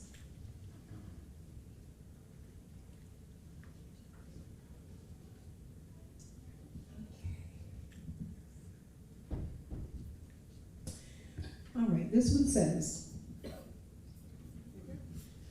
while we've seen electric bills that continue to burden working class families, do you support looking into a nonprofit, publicly owned power model as we approach a historic moment with the expiration of our 30-year agreement with Duke Energy? You all know the order. We'll start this one. Yes. Absolutely. I definitely support the exploration of a public utility. I have family that lives in Jacksonville, and during the storm, that was one of the places that our family here went to. And I was devastated to find that the cousin that I was living with, who lives in a very nice home, 4-bedroom, 3-bath, cute home, pays $200 a month for her lights, her water, and her sewage through the Jacksonville Utilities Authority. JEA is the acronym. And I thought, okay, how does that work? And I found myself going back to her a couple of times, asking her, how does that happen? And it was through the public authority that the county of Jackson, the city county of Jacksonville hosts. And I think we can do the same. So my team actually did put together a feasibility study for municipal electric power. City council discussed that and voted that up last week 4-3. I am an alum of Florida Power, so I know the numbers inside and out. I used to close the books for Florida Power on 34th Street for 10 years and hired me right out of FAMU. And so I know there is profit there for the shareholders, and theoretically, if you could take that profit and reinvest it into your community, it makes sense. The issue is, how do you acquire that $1 billion plus of assets to actually run a municipal electric utility? And that's why we need the numbers that this feasibility study will bring back. We need to be clear on what the goal is. Are we looking for lower bills? If you want to go to stpete.org and pull up the council meeting and look at it, council had a long discussion about it. It's not a guarantee that bills are going to be lower, because we have to acquire all the assets from Duke Energy and we have to bond them. And so it could be a $30 reduction in profits that we're going to Duke shareholders, but then $60 a month for all the debt service we have for a number of years. So I'm all for getting the numbers. I put this in a memo last August when council brought this up. We have now gone on the path to that feasibility study. We'll get the numbers, see what it means. But in the meanwhile, my focus is on getting our stormwater system built up so it can withstand the kind of storms we're seeing now. That is an investment that I brought forward called SPAR, St. Pete Admin Resilience. It's $600 million to get our plants, our neighborhood programs, our pipeline pumps up to where they need to be so that we can be resilient. It's like the penny for Pinellas, but it's strictly for stormwater and water. That's my immediate focus. We're still moving forward looking at the feasibility of a municipal electric utility.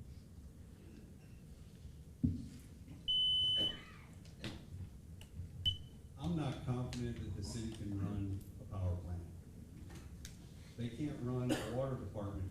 Bills are going up and up and up, and we keep being told that they're going up because we need to fix the infrastructure. Well, the infrastructure's not getting fixed, bills keep going up. I don't have confidence when I hear the mayor say that I can't guarantee the bills will go down, and that's really what people want. That's the only reason they want the city to take over the utility, is because they want the bills to go down. That's never gonna happen, especially when it's run by a government. Government never drops your bill.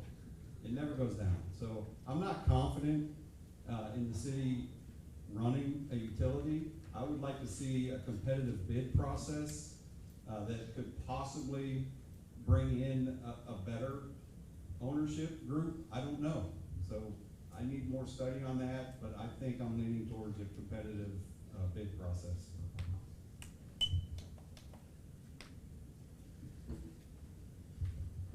whether or not the utility is run by the city or run by Duke Power. It's an interesting question. Never hurts to take a look at it and explore what the opportunities might be. If it could be cost saving or not. I'm concerned too about acquiring all the assets that Duke has and the expense that would impose upon all of us, and whether it would be worthwhile or not. I know that recently there was a vote taken to do a study. That sounds prudent to me, but I would add a caveat to it. I think Clearwater recently did exactly that. Why can't we learn from what a city to the north has done? I understand the cities are different sizes, and I get that, but at least I think we could learn something from that before spending over $600,000 of your taxpayer hard-earned money. That would seem prudent and smart to me.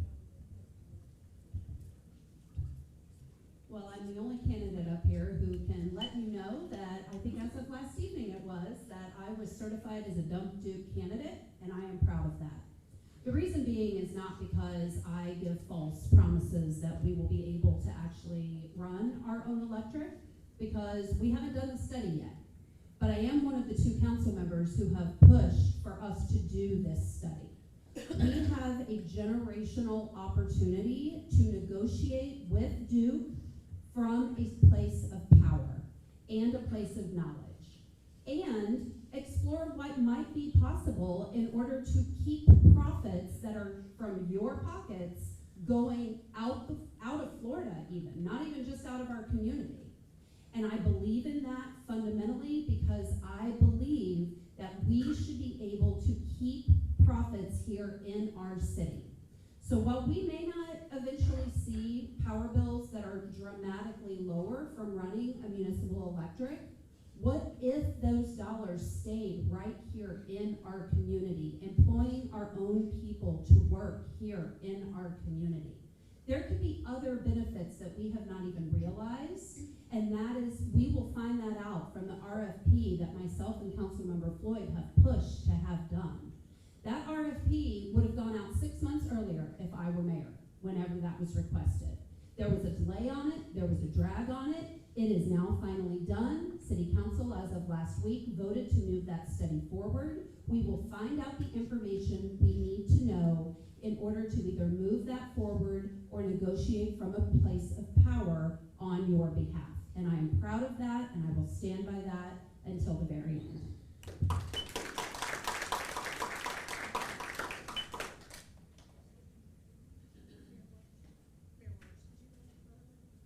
thought I was the first. My apology, okay. All right, this one is directed to Charlie Crist, and it says, why have you not been more active locally if you feel the city has so many issues? Oops, sorry, getting more coming in here. You believe the city has so many issues. You have the most experience and financial backing. Why not use those advantages to help us when you're not in office?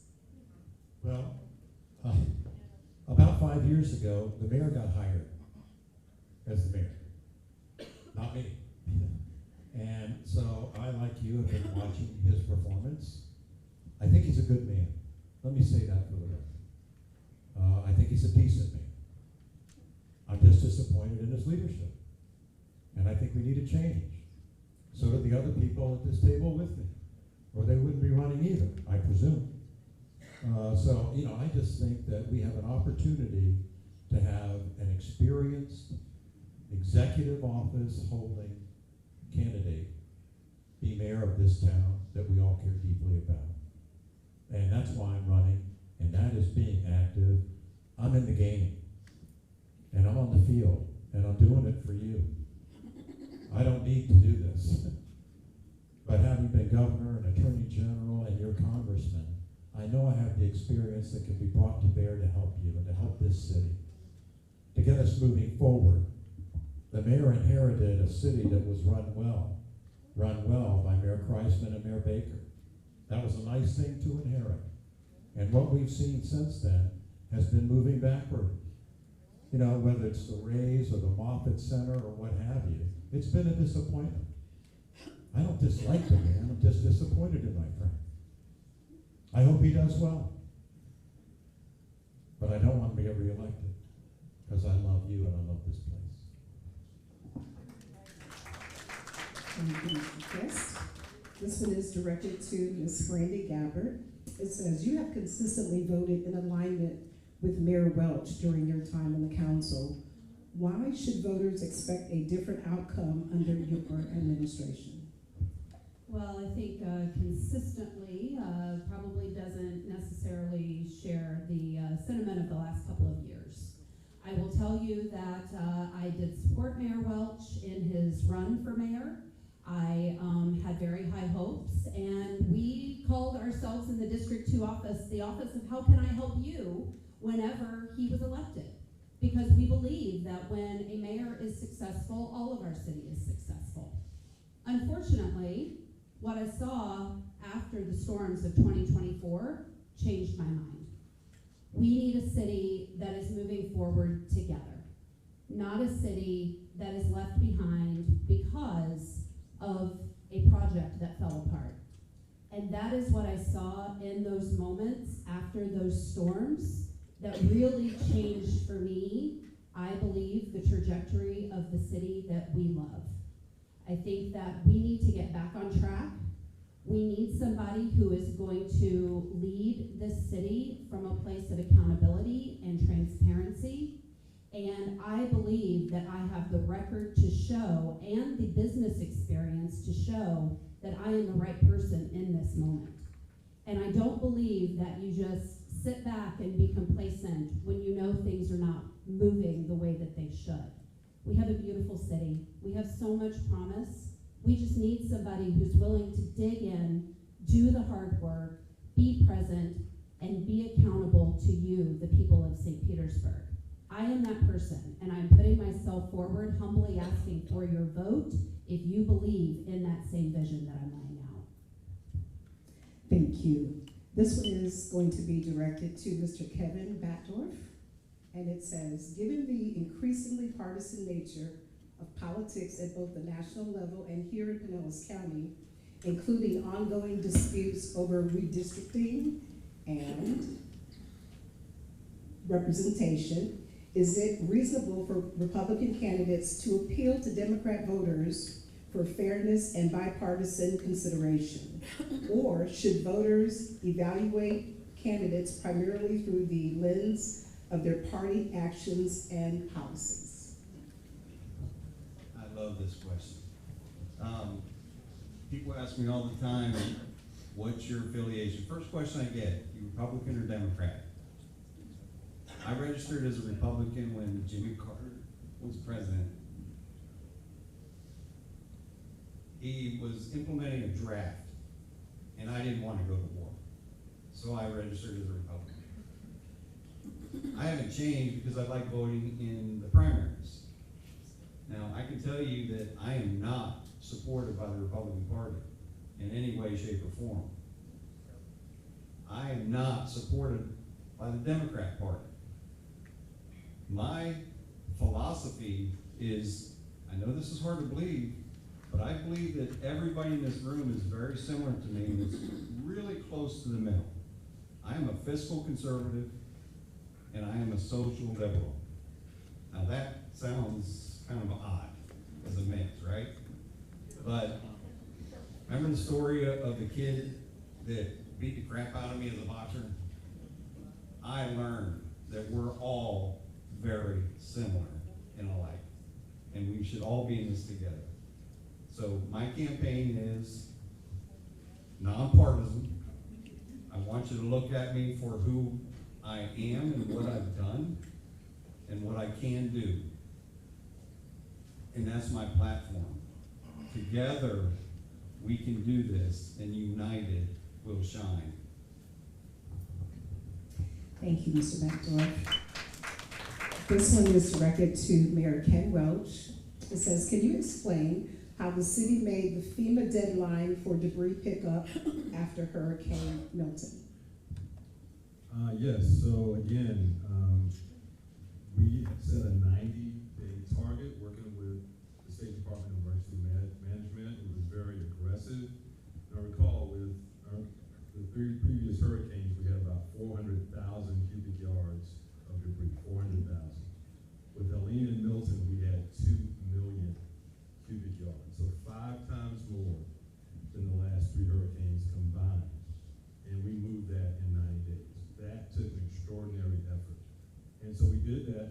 to our experts, asking the community to be patient.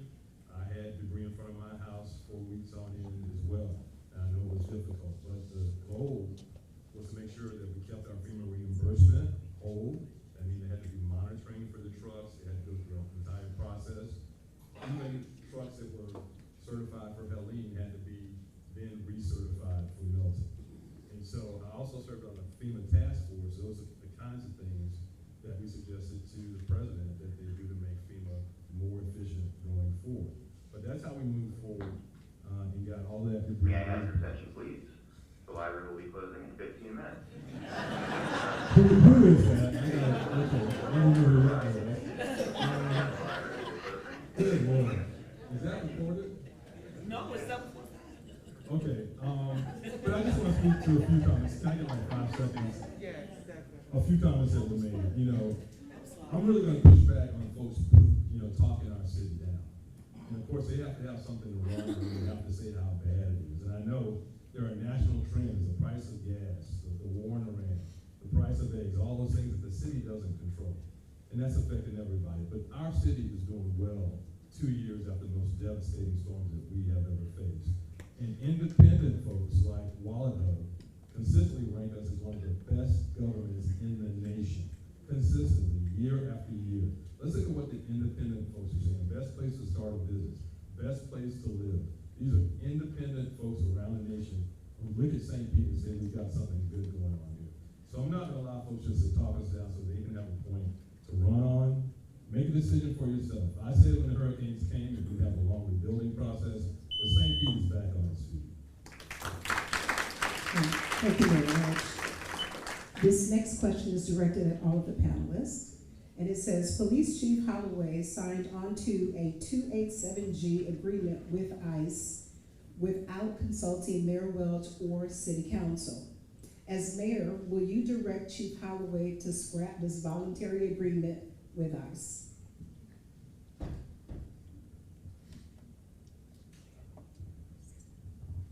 No. No, I believe that our police department needs to provide safety for all of our residents. And if that means helping with taking criminals out of our city, then they have to do their job.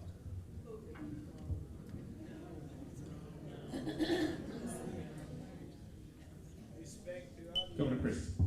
Thank you, Craig. You know, I think that the chief probably did the right thing, but I must confess I'm disappointed he didn't consult with the mayor about it first. That seems to me like not only the right thing to do, but the proper thing to do. You're talking about making a partnership with an agency that's under scrutiny, as we all know, and justifiably so. We've seen around the country what this agency has done to people. Some of them in Minneapolis, and I think you know what I'm talking about. So I think that, you know, I'm a big fan of first responders. I think we have a very great chief. I respect him. I think he's a good and decent man. I think he should have consulted with the mayor on that decision, though. I think that would be better. Well, as a city council member, we always have to be careful not to get too involved with the administration and our city, you know, police and fire and how they run our city. But I will tell you that I've met with Chief Holloway about this and had private conversations with him about how this actually is being implemented. And I don't want to speak for him, but I will just say that I believe that our chief always has the best interest of our community at heart.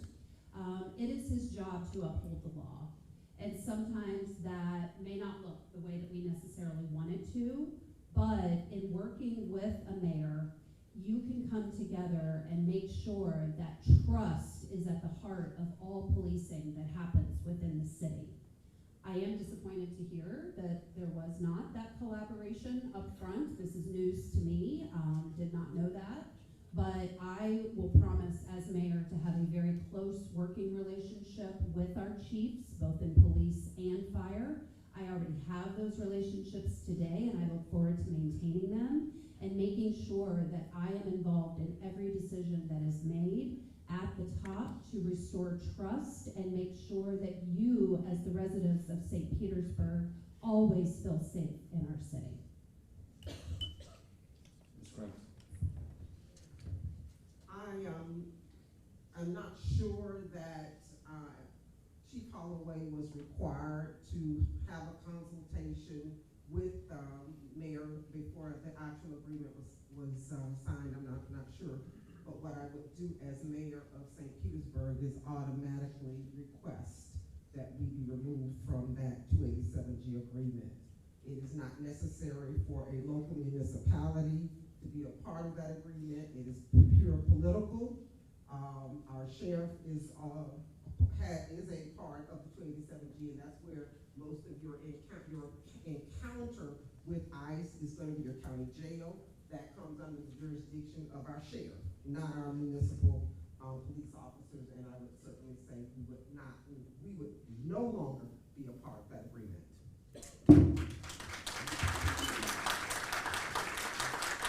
Mayor Welch. Okay, so if you use AI, you always have to check the results because they might not be accurate.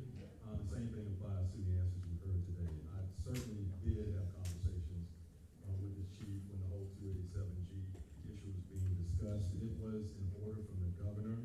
There was not a choice at the local level whether to comply with that or not. And the sheriff's department, our agency and other agencies in the Tampa Bay area signed those 287G agreements with the understanding that what was happening in Minneapolis is not the role our police department would play. They would not be wearing masks. They would not be arresting folks. They would not be enforcing immigration orders. They would do none of that. They would act as a secondary component. If someone was pulled over, for example, on a traffic stop, they have an ICE warrant, then that secondary agent would come. It's a highway patrol, but there's so few of them that the governor ordered that these local agencies fulfill that role. So they would be playing the secondary role of coming to the scene and then moving forward and detaining that person. They only have 1 hour to detain that person, and they have to let them go if that secondary agent doesn't come. So that's what the 287G agreement does. I certainly had conversations with the chief even when this was developing, and so I was not unaware of it.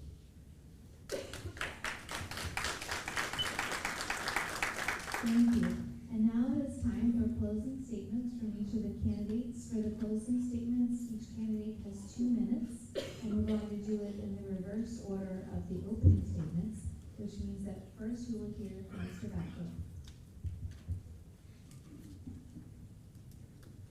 Again, thank you again to the St. Pete branch of the NAACP, Esther. Thank you for inviting me. Thanks to our moderators, they did a pretty good job. I think they did a really good job. And thank you to my family and supporters. You know, what we didn't talk about tonight was who can raise the most money or obtain the most endorsements. Unlike everyone else on the panel, I have no quid pro quo. I have no allegiance to corporate sponsors. I'm willing to negotiate with the Rays, developers, and anyone who wants to do business with the city, and I'm capable of doing so. But let me be clear on this. I will not be controlled by those who donate money or influence to my campaign. My commitment is to you, the individual voter. Your voice matters. I am listening. Running for mayor is for you, not for me. I'm Kevin Batdorf, the young politician. Together we can do this. United we'll shine. Thank you. Ms. Strutz. I've come to you tonight asking for you to employ me as the next mayor for the city of St. Petersburg. In 1993, when you, the voter, decided that you wanted to have a strong mayor form of government, What that meant was you did not want a professional politician to be your mayor.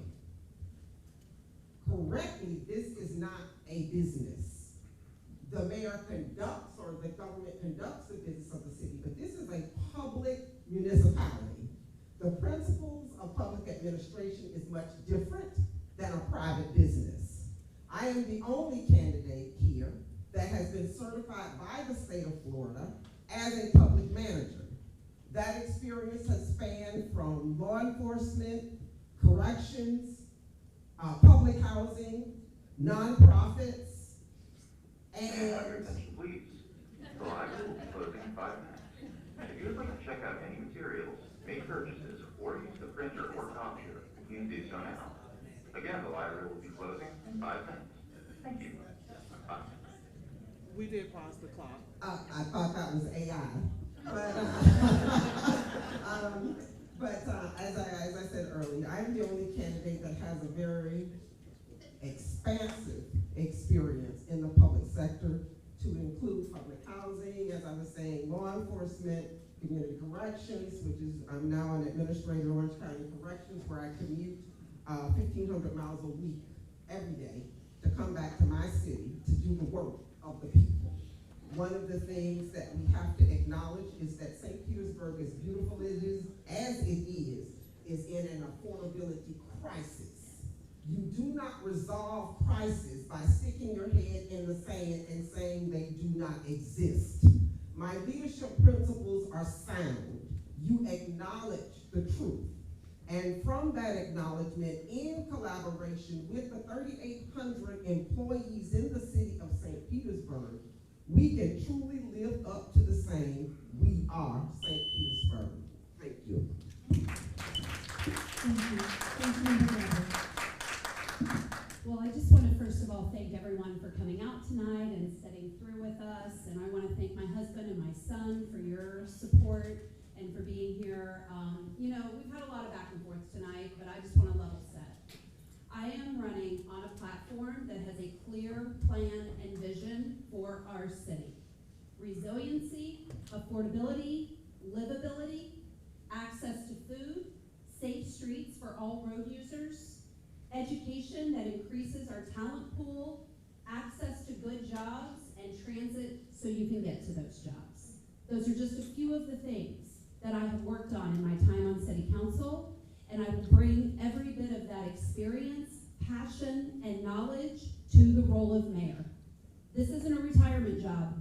This is a job for somebody who's ready to report every single day, put in the hard work, bring the energy, bring the vitality. The same way you get up every single day and you provide for your families is the same way that I will come to the office of mayor and I will work to make sure this is a better city for all of us.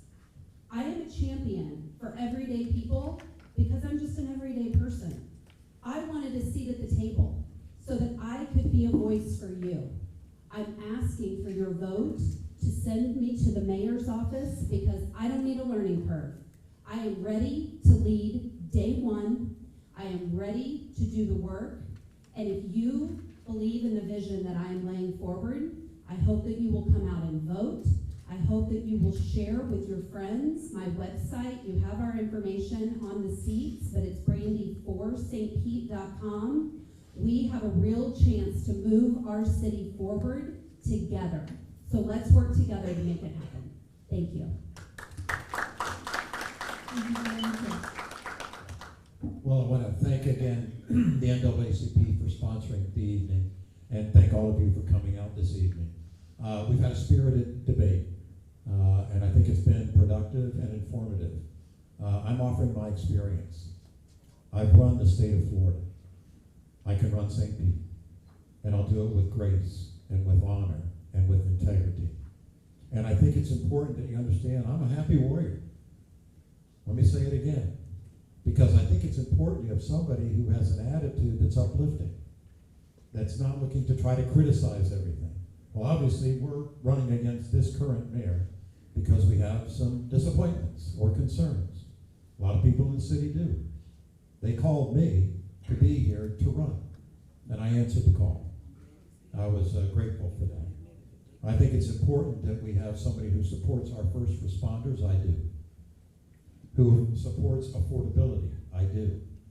I want to cut your property taxes by 0.4 mil. That would give almost $15 million back to the citizens of St. Petersburg every year. You deserve that. That's called accountability. It's called doing the right thing and working hard for you every single day and showing up. There's an old expression, 90% of doing well is showing up. And it is. And you need a mayor who will show up. That's a good thing. And I'll revert it to that. Good night, thank you. Don't forget to vote August 18th. And if you want to vote by mail, you have to call the supervisor of elections office or go online to get it. They don't automatically send them anymore because the state put that on us. And I know it's convenient for a lot of you. I utilize it myself.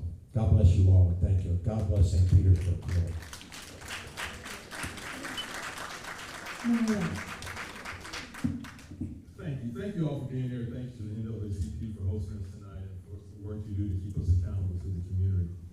It's been an honor to share my record, built not in easy times, but through the most challenging days this city has faced. And let me say it plainly, no other candidate on this stage has led this city or any city through a time like we faced the last 4 years. There's a difference between running for office and running a city. And I've spent these years doing that tough work. When the storms came, I didn't have to find my way back to St. Pete. I was here during the storms at the Emergency Operations Center with our first responders, who, by the way, have endorsed me. Both our fire and police unions have already endorsed me because they know the work that I've done. When someone asks you to lead this city, you deserve to know why. And for me, it's simple. My wife Donna and I have been married for 35 years. Proves that a gladiator and a Spartan can make it work. And we have two beautiful daughters, Kiana and Kenya, who are here tonight. And every decision I make comes down to two questions. What kind of city are we leaving for their generation and generations to follow? And also, what kind of city and lifestyle are we providing for folks my age and seniors who are older than me? Will this be a city that welcomes all, that stands on equity and inclusion, not just when it's convenient, but always? A family and a community that keeps its word to our community, including the families of the historic gas plant who have waited long enough. This has been my focus, not my next title, not the next office I'm running for, but this city and what kind of city it will be. I have been present, I have led with integrity, and I will keep my promise to lead St. Pete to principled and inclusive progress in a second term. I want to thank y'all. Join us at KingWalsh.com. Thank y'all.